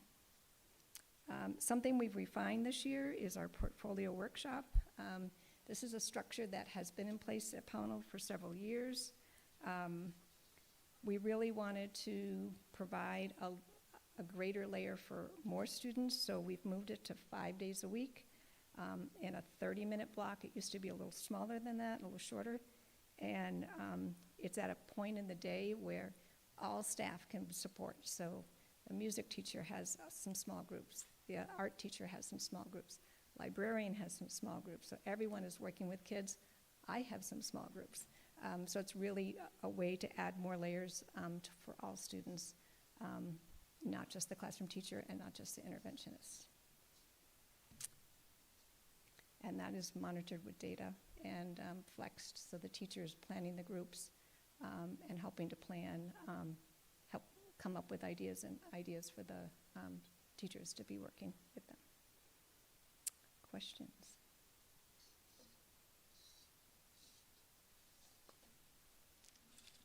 I don't actually have another question, but I just also wanted to comment, because I didn't earlier, on the achievement data, because it's really incredible. So, you know, obviously to have goals of like 85%, I mean, obviously the goal is always 100, but, you know, Yeah. to have it, you know, look like it's something that could be reached is really incredible. I mean, I tried to be, still have a stretch there, but also know that, but the growth, I mean, I can look at the numbers, but I know last spring as the data was, because we could see the data within a day once everyone's completed. And I was able to look at last year's 4th grade to their previous 3rd grade and just see which kids and how many kids moved and, you know, where they moved. And the same thing for last year's 5th grade with the 4th grade data prior. And it was good for teachers to see that, because they were able to see the number of kids that made some great growth. So it's exciting.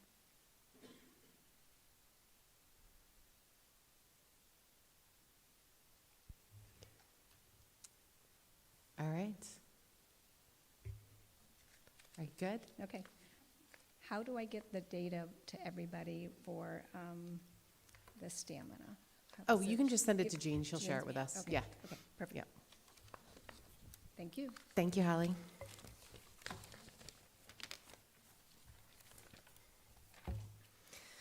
All right, so we will move on to 10, board comments and committee reports. A is the board information exchange agenda requests.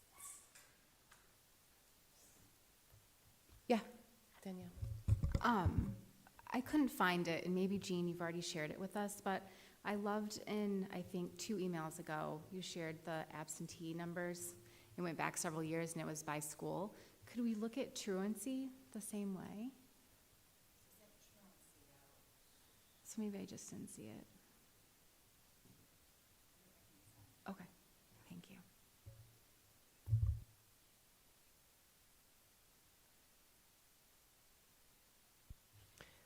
Laura. We had our first curriculum committee meeting of the school year this week, and we had a wonderful presentation from Cynthia and Will and Holly about the new 3 through 6 science curriculum that's being implemented in the schools.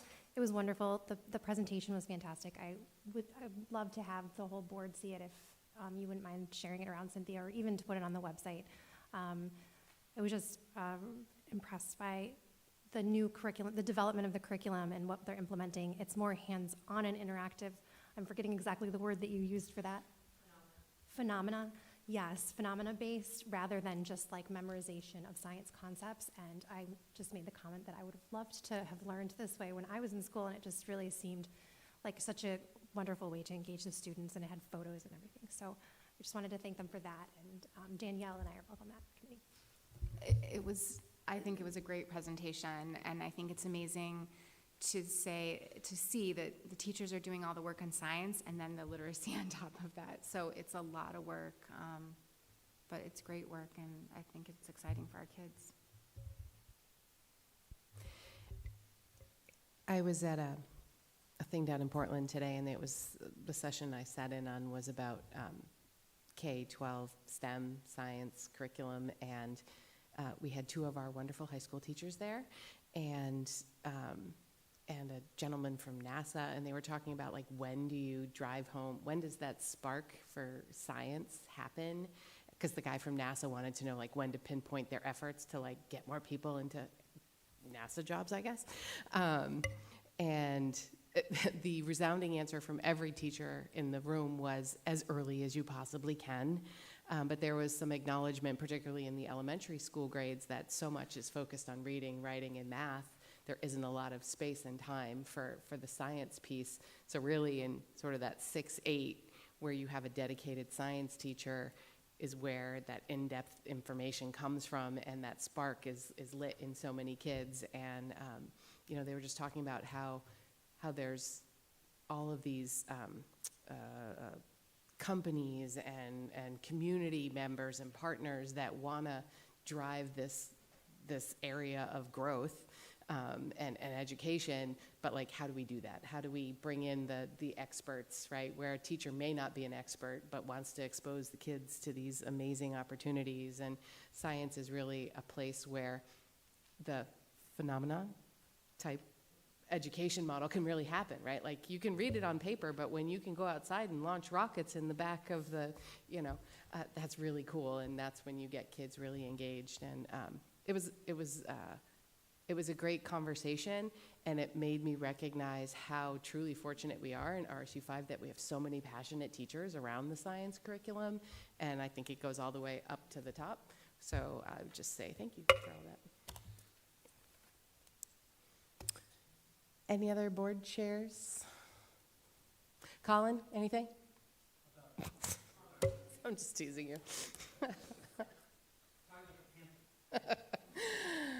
All right. Finance.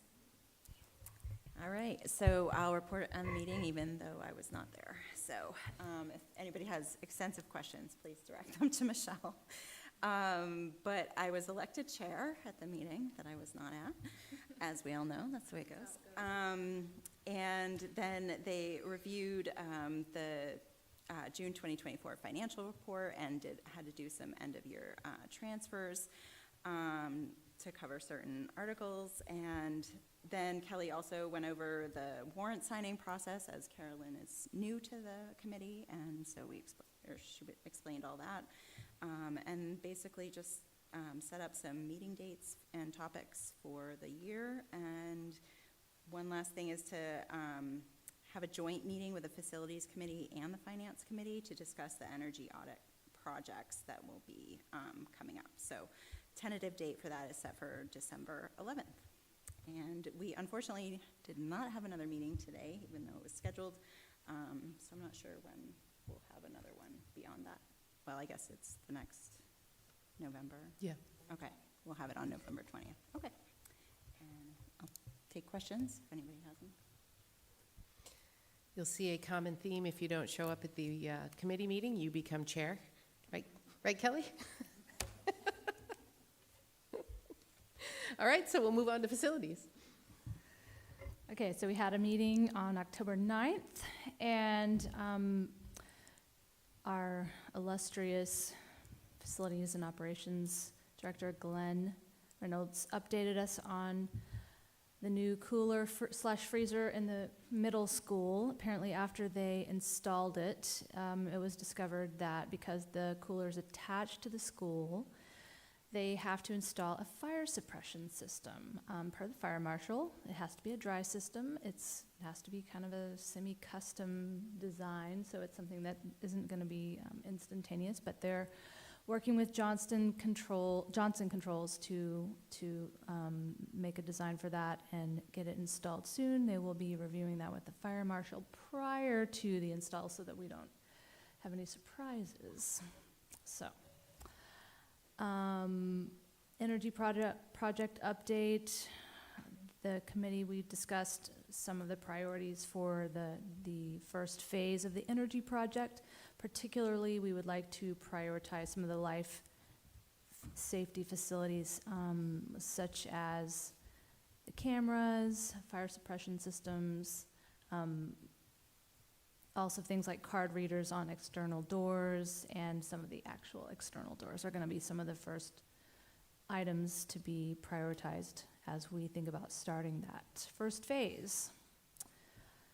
We had a facilities tour on Friday, October 11th. Some of us on the board attended that, and some of the highlights from that tour included looking at the new boilers here at Pownell Elementary School, and I was actually quite amazed, as we've done these tours in the past, at how much smaller these boilers are compared to some of the ones we have in the other facilities. So technology has come a long ways in 50 years.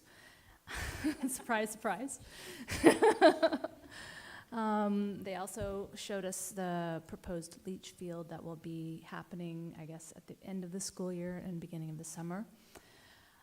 We did view the Freeport Middle School cooler that needs the new fire suppression system, and looked at some of the other boilers that will be needing to be replaced in the near future.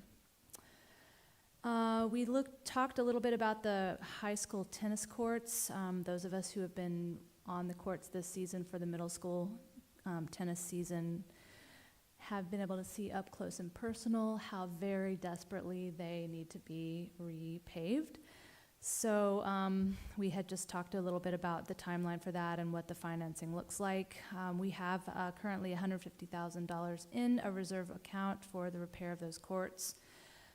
In March of this year, an estimate from Vermont Tennis Court resurfacing was given to us for approximately $280,000 to $300,000, and we believe we could get grants from USTA for $35,000 to $55,000. So we're probably 2 or 3 years away from being able to afford to resurface those facilities. And then finally, as was mentioned by the Finance Committee, we will be holding a joint meeting on December 11th with the Finance Committee to discuss in more detail some of those first phase priorities for the energy audit project. And that's all I have. Are there any questions? Okay.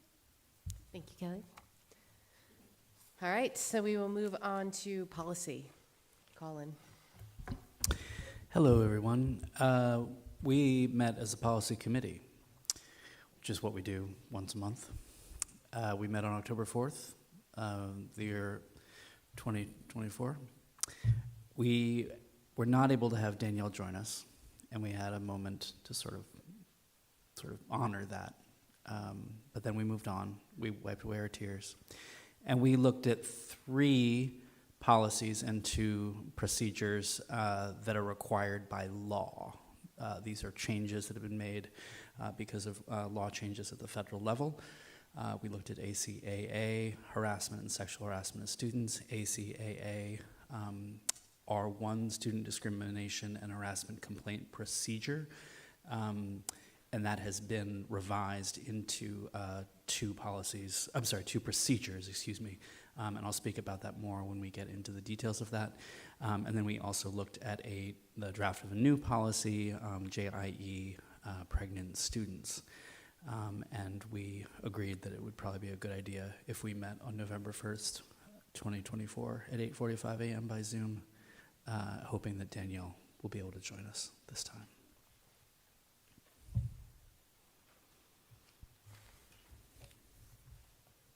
Okay. You want to? Questions? Do you want questions now, or do you want me to get a motion on the floor for the? We should probably move on to the next phase. Yeah, okay. So, do I have a motion for consideration and approval for the second read of policy GBEC, drug-free workplace? Beth and Malik, thank you. So we brought the drug-free workplace policy for first read before, and now we're bringing it to you today for second read.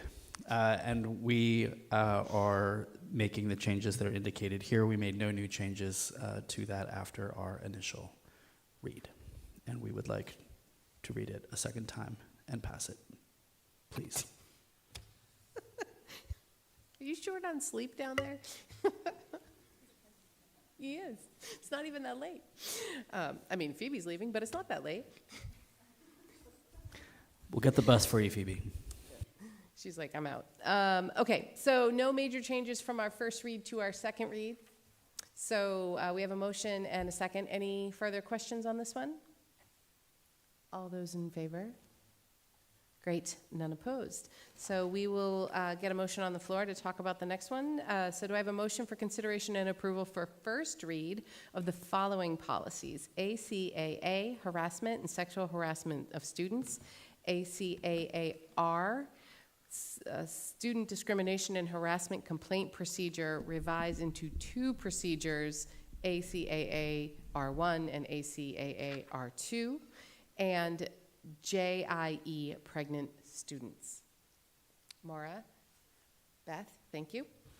So what we're going to do tonight is that we asked Cynthia Alexander, the assistant superintendent, to give a little bit of a walkthrough of the purpose of these three policies and how the procedures work beneath them. So that will be item 1. Item 2 will be, I will then just walk through a little bit of explanation of anything that Cynthia doesn't cover that has to do with why these changes are coming into effect, and sort of a little bit of how the procedure worked at the law change level and then process level of writing the rules. And then finally, I'm going to highlight the three, or I'm going to highlight a number of points on the big changes that we see that have been made by law. We're not going to be comparing the policies one-to-one or going back and forth, but I'm going to try to touch on some key points that we as a committee thought we wanted to highlight for the board.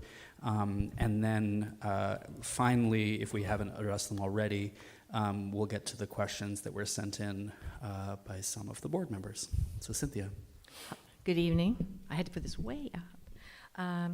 Okay, so I just was asked, as Colin said, to make a brief statement about the 4 policies that we're bringing forward tonight, that are Title IX policies.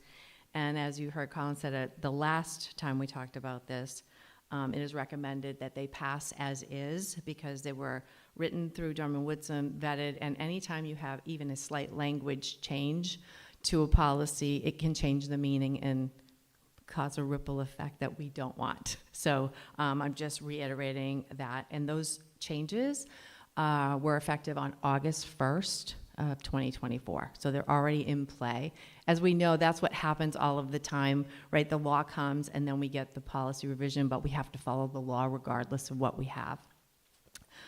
So what I wanted to do tonight is just take a few minutes to give you a little bit of the history, because some of you are newer to the board or you weren't here when we brought these Title IX policies, I don't know, it feels like every other year to the full board. And so I just want to give you a little bit of history and some other highlighted information just so you have a framework. And I have some notes, so I'm going to be referring to those. So a brief history, it was law, Title IX, in 1972. The law states, in relevant part, no person in the United States shall, on the basis of sex, be excluded from participation in, be denied benefits of, or be subjected to discrimination under any education program or activity receiving federal financial assistance, and we do receive federal financial assistance. So when I do all those grants, we have to answer a lot of questions. Some of them are asking about policies that we have, and we have to make sure we check yes to every one of them or we do not get that funding. It's a focus on sexual harassment arose through the court cases in 1998 and expanded on the Office of Civil Rights through subsequent policies and guidance. Regulations for addressing sexual harassment first issued in May, this is still part of the history, in May of 2020, and posed many difficulties in school districts in fulfilling procedural requirements and working between Title IX and state rules. And then in April of 24, this year, the Department of Ed published new regulations on sex-based discrimination, which took effect, as I just said, on August 1st. So that's a little history. So how do school districts comply? Well, we have to have Title IX coordinator. We have to adopt the policies and procedures that comply with Title IX regulations. By following adopted policies and procedures and retaining required records to demonstrate compliance, and it's very, very detailed and lengthy. Responding in a prompt and equitable manner to allegations, assessments, investigations, determining responsibility, and having alternate resolutions. And then, who is covered? So as before, the following individuals are covered under the 2024 rules: all students enrolled in the school district, any individual participating in school programs, activities, and events, employees, applicants for employees, and volunteers of the school district.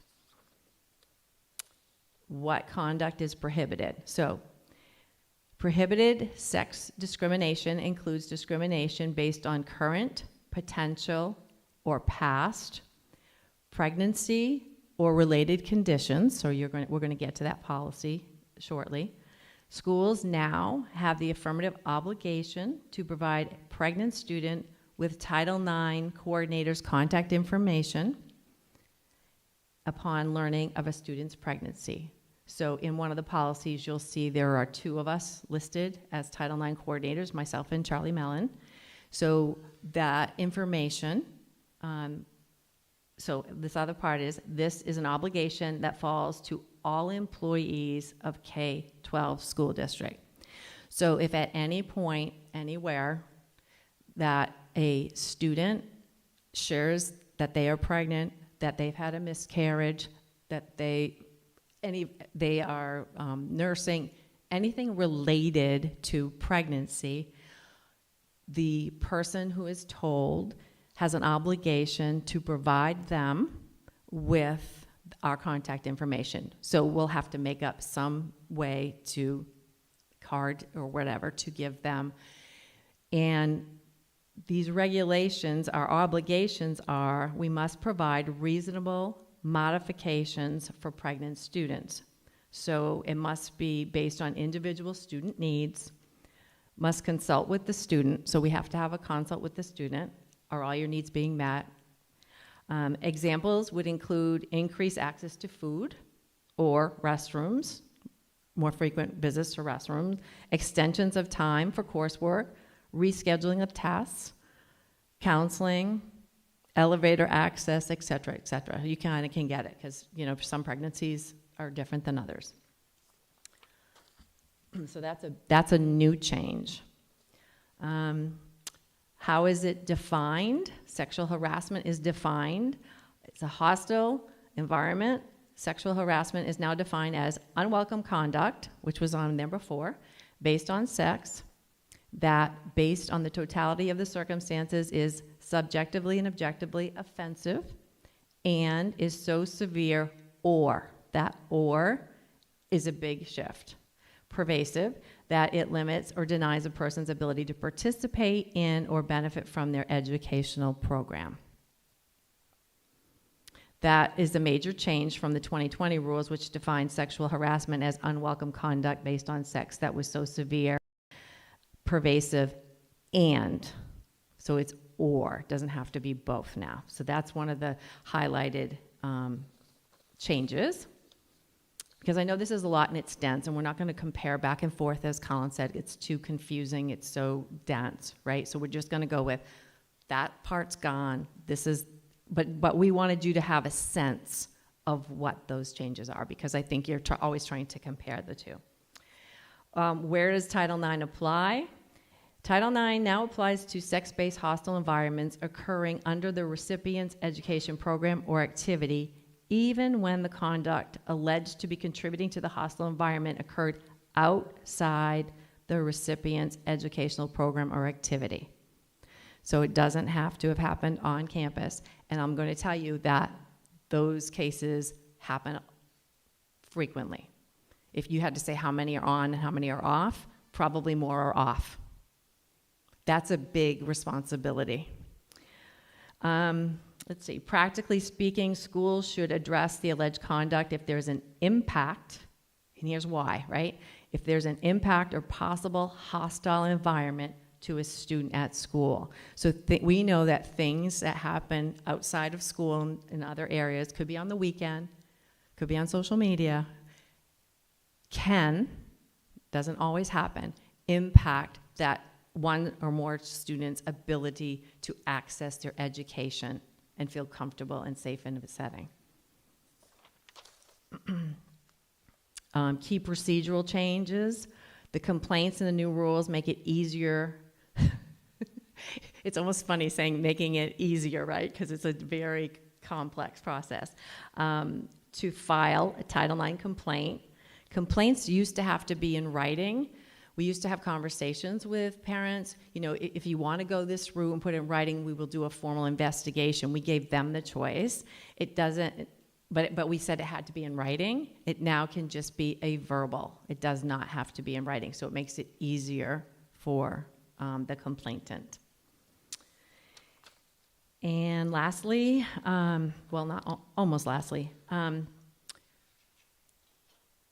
we are also now required, this is new in the regulation as well, require consultation with members of a student's IEP or 504 team to ensure there's compliance with IDEA and 504 throughout the grievance process, and additional explicit requirement to consult or support a message. And that's a really good change, because if anything is happening with a student who has an IEP or a 504, you really need to consult the whole team, you know, and we always, with anything, we want to make sure that we're providing the supports that are needed, and it may be based on some identification as well. Is that the person who has been, is the It could be victim both. or the, okay. Yeah. Both. Mm-hmm. Okay, either. Right. And then, okay, I'm going to do this first. How many of you are going to the 2 days for MSMA? So there is a session. I'm just going to call it out. You know, there's lots of choices, but there's a session that is happening on the 25th, which is Friday, at 12:40, and it's Alan Kropp and Isabel Ekman. I think that's how you say it, or is that, you think that's right? Okay. And they're going to go over this more in depth, and if you have more, you know, if this is going to cause you tonight more questions, that might be a good place to go. So I just wanted to call Colin. Just call Colin whenever we have. And it won't be charged. Stop the tape. It won't be charged to us, right? If we're asking at the conference, right? Just a joke, just a joke. Anyway, and then, so somebody had posed this question around, you know, has policy AC be considered? So there are actually 8 policies total. We could not tackle 8 at a time, so we've got, what I chose to do was put all of the student-related policies first. The others are, there's one that's overarching, but then the others are employee-related. So tonight, you're seeing all the student-related Title IX policies. Okay, so, and those are listed on your agenda. And then, am I stealing any of your thunder? Okay. Okay. And then, let's see, I just wanted to see, somebody asked a question, does a policy address informal procedure? That's such a nuanced thing. When you solve and resolve something in an informal way, it's really nuanced, and so it's gathering together and working out the resolution. Just on that, Cynthia, I think just the important thing that we discussed this before getting the question, but so it's helpful to get the question to remind us about it, that the informal procedure, as you say, is nuanced and is determined by the coordinator, and then if there is at any point either party wishes to have the formal procedure that is delineated in terms of every step that needs to be followed, if they wish to shift to that, they may do so. So at any point during that informal process, they can shift back to the process that is detailed here. And then somebody made reference to handbook. It is in the high school handbook. You just may not know where to locate it, so we can help with that. And I think that's all. I think that's all I have, and I'm going to turn it over to Colin for the rest. Thank you. Thank you so much, Cynthia. And I may call you back if I get stumped. Or my 3 call. We're so far away. I feel like we've been separated. You know what I mean? My buddies are down there. I'm down here. It's just Malik. Malik's being mean as usual.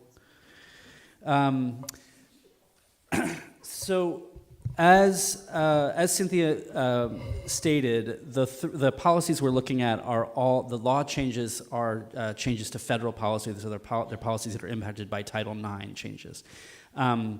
So that's sort of the blanket of why we're looking at them. The 2 policies we are looking at are ACAA, harassment and sexual harassment of students, and then JIE, which is a new policy covering pregnant students that follows from the points that Cynthia made there. And then we have 2 new procedures which are linked to that ACAA policy. So just as a point of sort of a general kind of sort of logic point of view, ACAA is our policy and is meant to be more blanket. And then when it comes to how that actually will be executed, it now has been separated out into two procedures. One that has to do with student discrimination and harassment that does not have to do with sexual harassment, and then one procedure that has to do with specifically sexual harassment. And we had a question, was that mandated by law? It was not. That was just a logical choice to be made, because if you look at the previous ACAAR, you'll see that one procedure had to handle both of those processes, whether it had to do with harassment or whether it had to do with sexual harassment. And I'll just say for a sort of anecdotal, when I was working at a college and we were trying to look at some of these harassment policies under related to Title IX, it was similarly all bundled together and extremely complex when they're all bundled together. So having them now in 2 separate procedures, it's going to be much easier, I think, both for anyone who is wanting to look at what the procedure would entail if they were to embark on that or request that happened, but also for, I believe, the folks involved on the administrative end. So I'll just pause there for a second, just sort of like general overview. Does that kind of make some basic sense? As Cynthia, I'm not going to go into too much into the sort of the more of the changes, because Cynthia already walked those through, but just to say that there's always a delay between when a law is passed and when the rules are then created. So that is also a delay that we have been, so we were waiting for the rules, which were developed by Department of Education. trying to whisper across the room. It was DOE. Yes, Cynthia. Yes, to make those rules. So I wanted to walk through some of the other. Cynthia already highlighted some of them, but I want to just highlight a couple more, and I'm going to try to take you to some of the locations where sort of the real impact of excuse me, of the Title IX changes, how it will really actually be experienced for our students. Because at the end of the day, that's why we care about this, is how it plays out in terms of the lives of our students. So the first is, if you turn to ACAA, the policy, and if you look under B, sexual, sex-based harassment, and then 1, sex-based harassment under Title IX, and go down to C, you will notice that domestic violence is now included in that, and that is new. It's important to note that under sexual assault, that would now include fondling, so that is now included in that. The stalking, dating violence, again, those are sort of delineated, so that's sort of where all that would be sort of made clear that those things fall under there. So I just wanted to sort of, the take, excuse me, the takeaway is that it is a broader definition. It is a broader definition functionally of what sexual harassment is defined as. I guess I will just reiterate what Cynthia said about the changes to the hostile environment. So that's ACAA, that policy as well, and then it's Section B, and then it's 1B. So that's the hostile environment. And just to state again, because we sort of spent a fair bit of time talking about it as a committee, that previously the bar was higher, that you had to be that the environment was severe and pervasive, and that was a harder bar to clear, and now it's so severe or pervasive. So again, that is for the person who believes that they have been assaulted, that sort of allows for more space for them to pursue that. Let me just pause there for a second. Any question about those points that I've made? And also, Danielle, Kara, and Candy, please step in if I've flubbed anything. I think just another thing sort of top level to note is that these policies and procedures still do reflect both federal and Maine law and their implications. So that is also that was taken into consideration when Drummond and Woodson was refining them, was making sure that even with the changes to Title IX, anything that was particular to the state was left clear. The investigation conclusions, which I do not actually have a I didn't write down a reference for myself on that one, apologies, but I believe it's in the sexual harassment procedure. Is that maybe correct? Let's all together look for it. We're looking for investigation conclusions. Where is that one?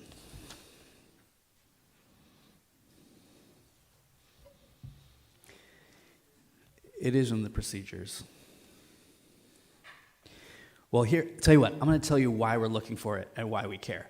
Why we care is that when you are it's a procedural change, so that when you are concluding the investigation, when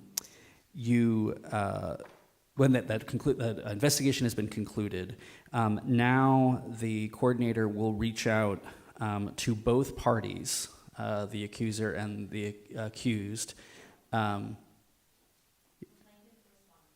Complainant and respondent, thank you.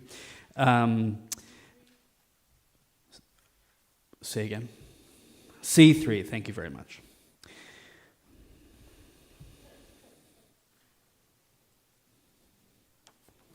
You sure it's C3? It's a couple of places. Apologies. I had lots of subcategories listed. I just didn't have this one listed. Page 14 in the. Let's go there. Let's see what happens on that page of the hymnal.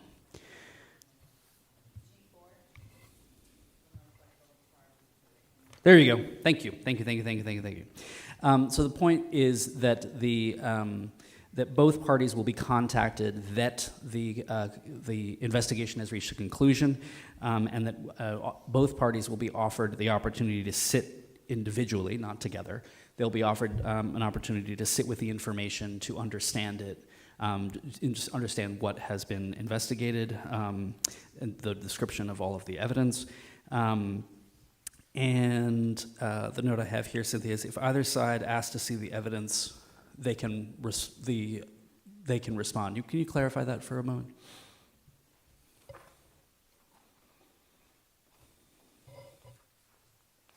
So we used to have to provide an investigative report. That is no longer required. So what you do when you've concluded the investigation, you would call the parties and state, we have concluded the investigation, and you invite them, if they would like to come in and see the evidence, and they do it with you in the room. It's not to be like taken with them or anything like that.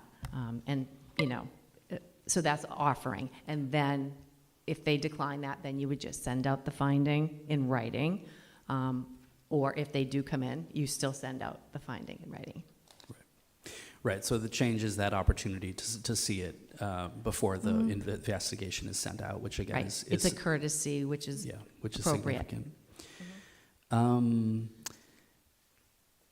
I also just want to reiterate that I think it is very significant that in terms of the Title IX complaint can now be verbal. So if you look in either of the two, helpfully it's the same. So in R1 and R2 under Section 2A3, you'll find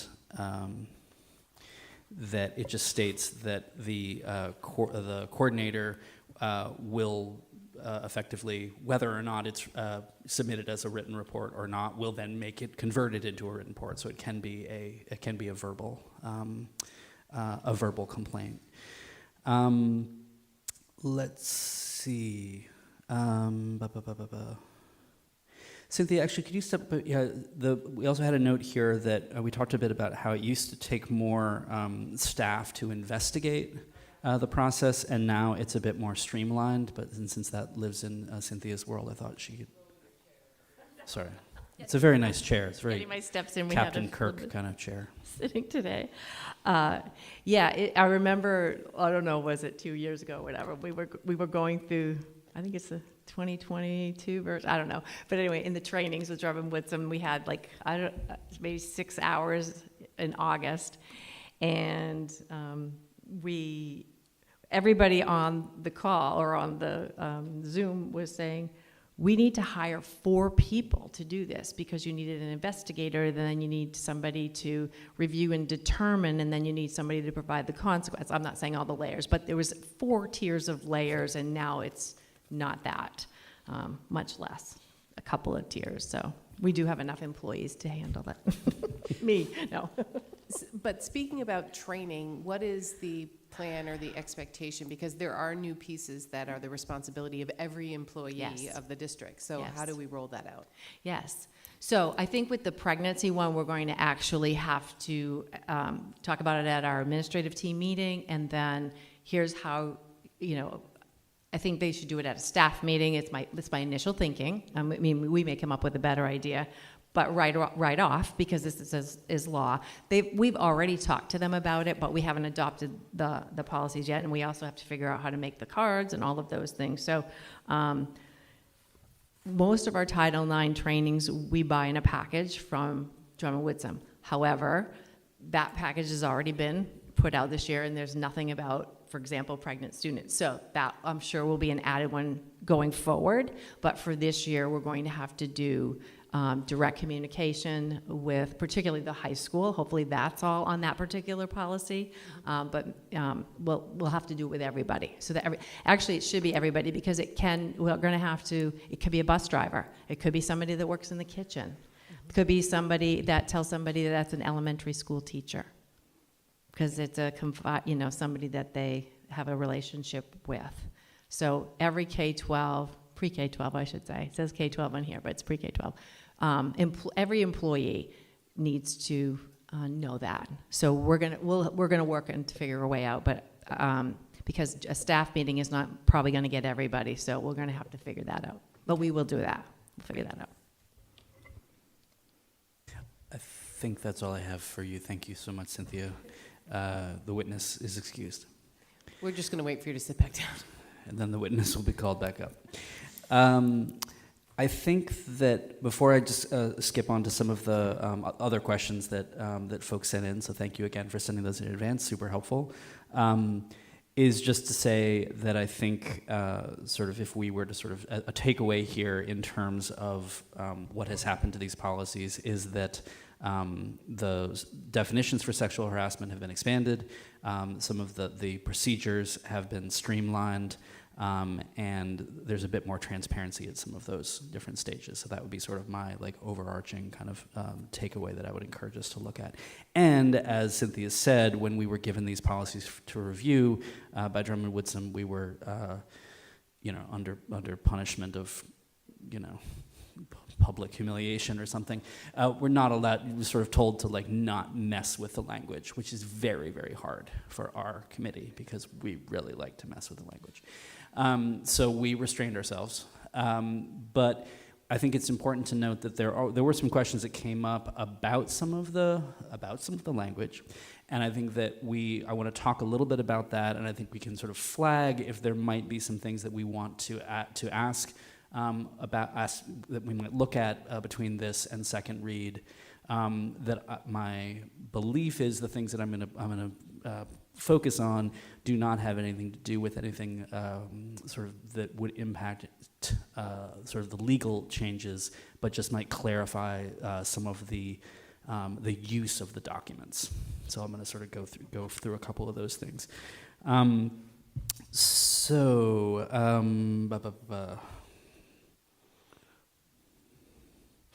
we had a question about why the definitions of harassment in the policy and the procedures are different. And I think, there's a related question in terms of the sort of the definition of discrimination in AC. And I think that there's a good point to be made that that we're one to go looking for a single definition of discrimination or a single definition of harassment that either is either exactly worded the same or it covers all situations. That does not exist. I'm of sort of two minds about that from a sort of policy committee statement. On the one hand, I think that the desire for that kind of language consistency, I think, could be desirable and we could explore it, but I think functionally my general sense is that the basic definitions in terms of how they then are interpreted or then sort of put into play, I think are clear in the documents that we have. I think there was also a note just to say that in AC, that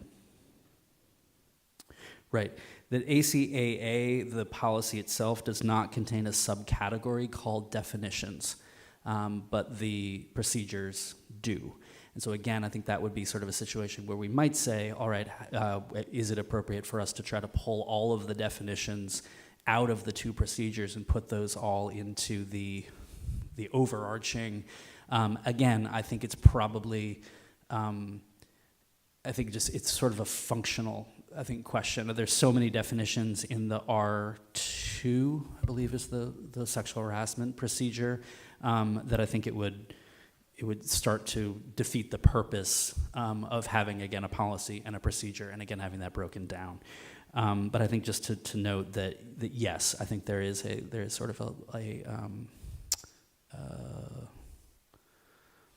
sort of an inconsistency in terms of just the sort of the basic logic of that sort of organizational decision. But again, I don't think it functionally impacts how that is played out.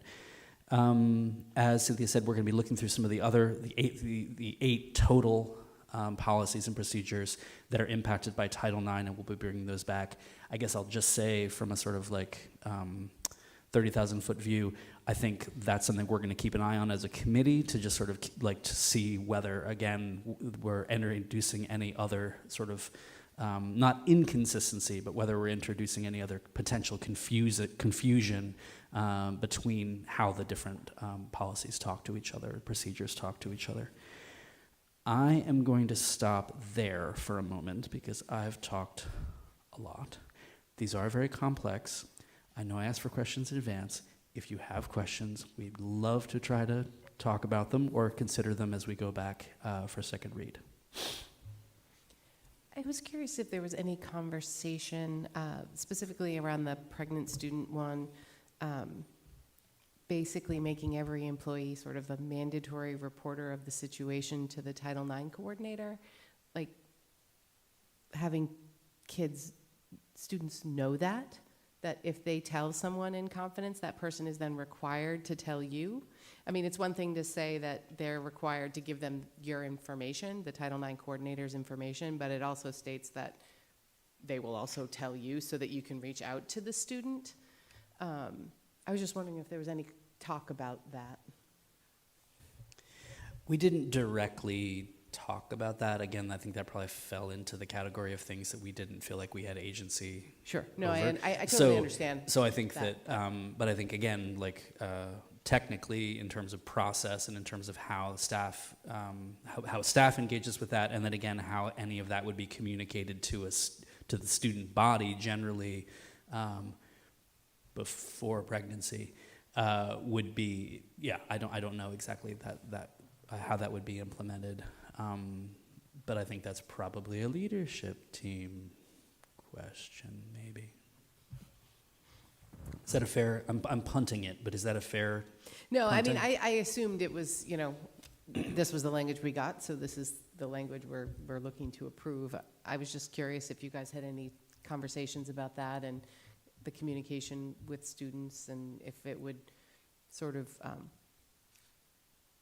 discourage sharing, knowing that I find you very approachable, Cynthia, but I don't know, you know what I'm saying? Yeah. Okay. Yeah, no, that's a very good point. I guess I'll start with thank you guys this is dense and lots of information and changes. I also commend you on your restraint to not change anything. Well done. Thank I know you, that's Michelle. super hard. Could you put that in writing? Yeah. Thank you. Any other questions? I have to give Kelly really credit for pointing this out, but I'm just curious, like even the wording, the school unit, like we don't, usually it says like RSU number 5. Do you have, okay.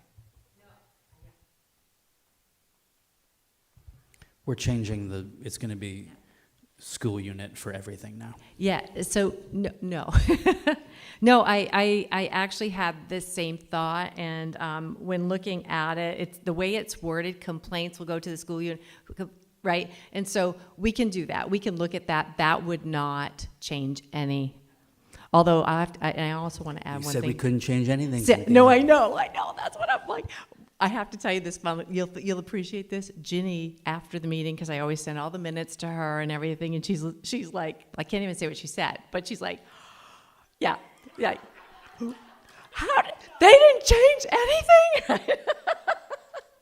Yeah, so I'll just leave it at that. But yeah, so but I think we could look at between first and second read. We could look and see where, because I think there's a couple places where it needs to stay school unit, and then other places where we may put in RSU 5, but we'll have to look at that. Yeah. RSU NO period 5. Yes. Kelly. What is, I forget the Robert's Rules of Order. If I want to go into executive session to hear what Jenny said, like, is there? I don't have that motion. What is the? There is don't have no that motion. statute that There's we're no allowed to do statute that. to hear, There's no Ginny statute. to hear colorful metaphors? Okay. Kelly. Now, here's another point of minutia that does not change the meaning of this at all, but just to prove that I actually read it, I'm going to bring it up. On page 2, let's see, it's number 1. That's B1, let's see, the policy is the harassment of students, so ACAA, B1B. On the third line, it says subjectively and objectively offense, and I'm wondering if that should be offensive. So,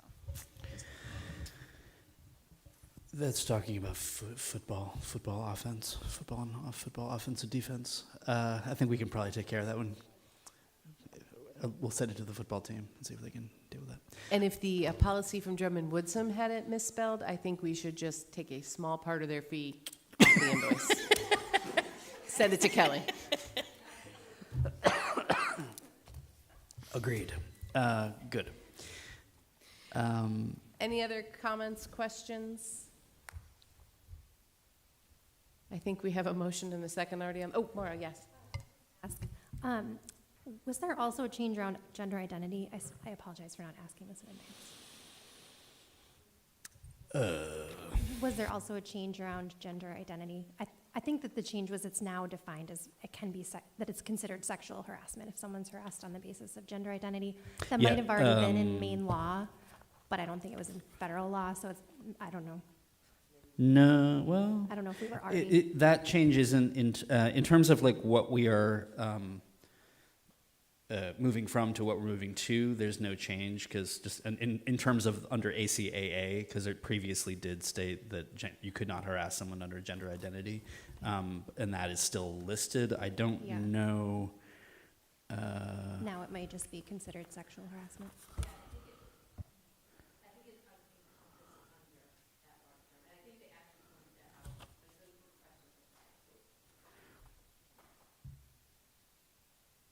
Yeah, no, that's a good question. I think that would, yes. I mean, I think it's clarified as sex-based harassment. I think that would be the place where it would live now.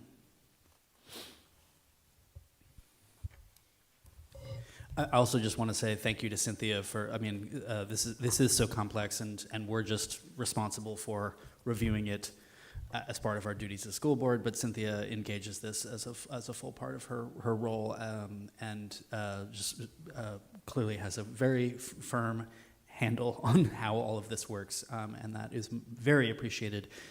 Both, I'll say that just as a committee member, but also just as a member of the board in terms of how you execute this for the school. The school unit. The school unit. All right. Any other comments, questions? This is first read, so it will be back. And I'm sure they'll do that whole thing again. No, we won't do that. We won't make them do that. All right, all those in favor? Great, none opposed.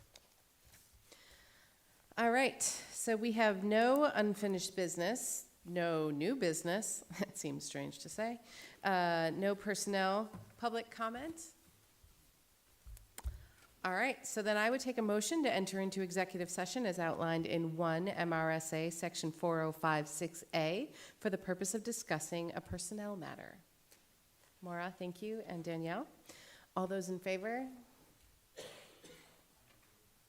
Great, none opposed? Thank you.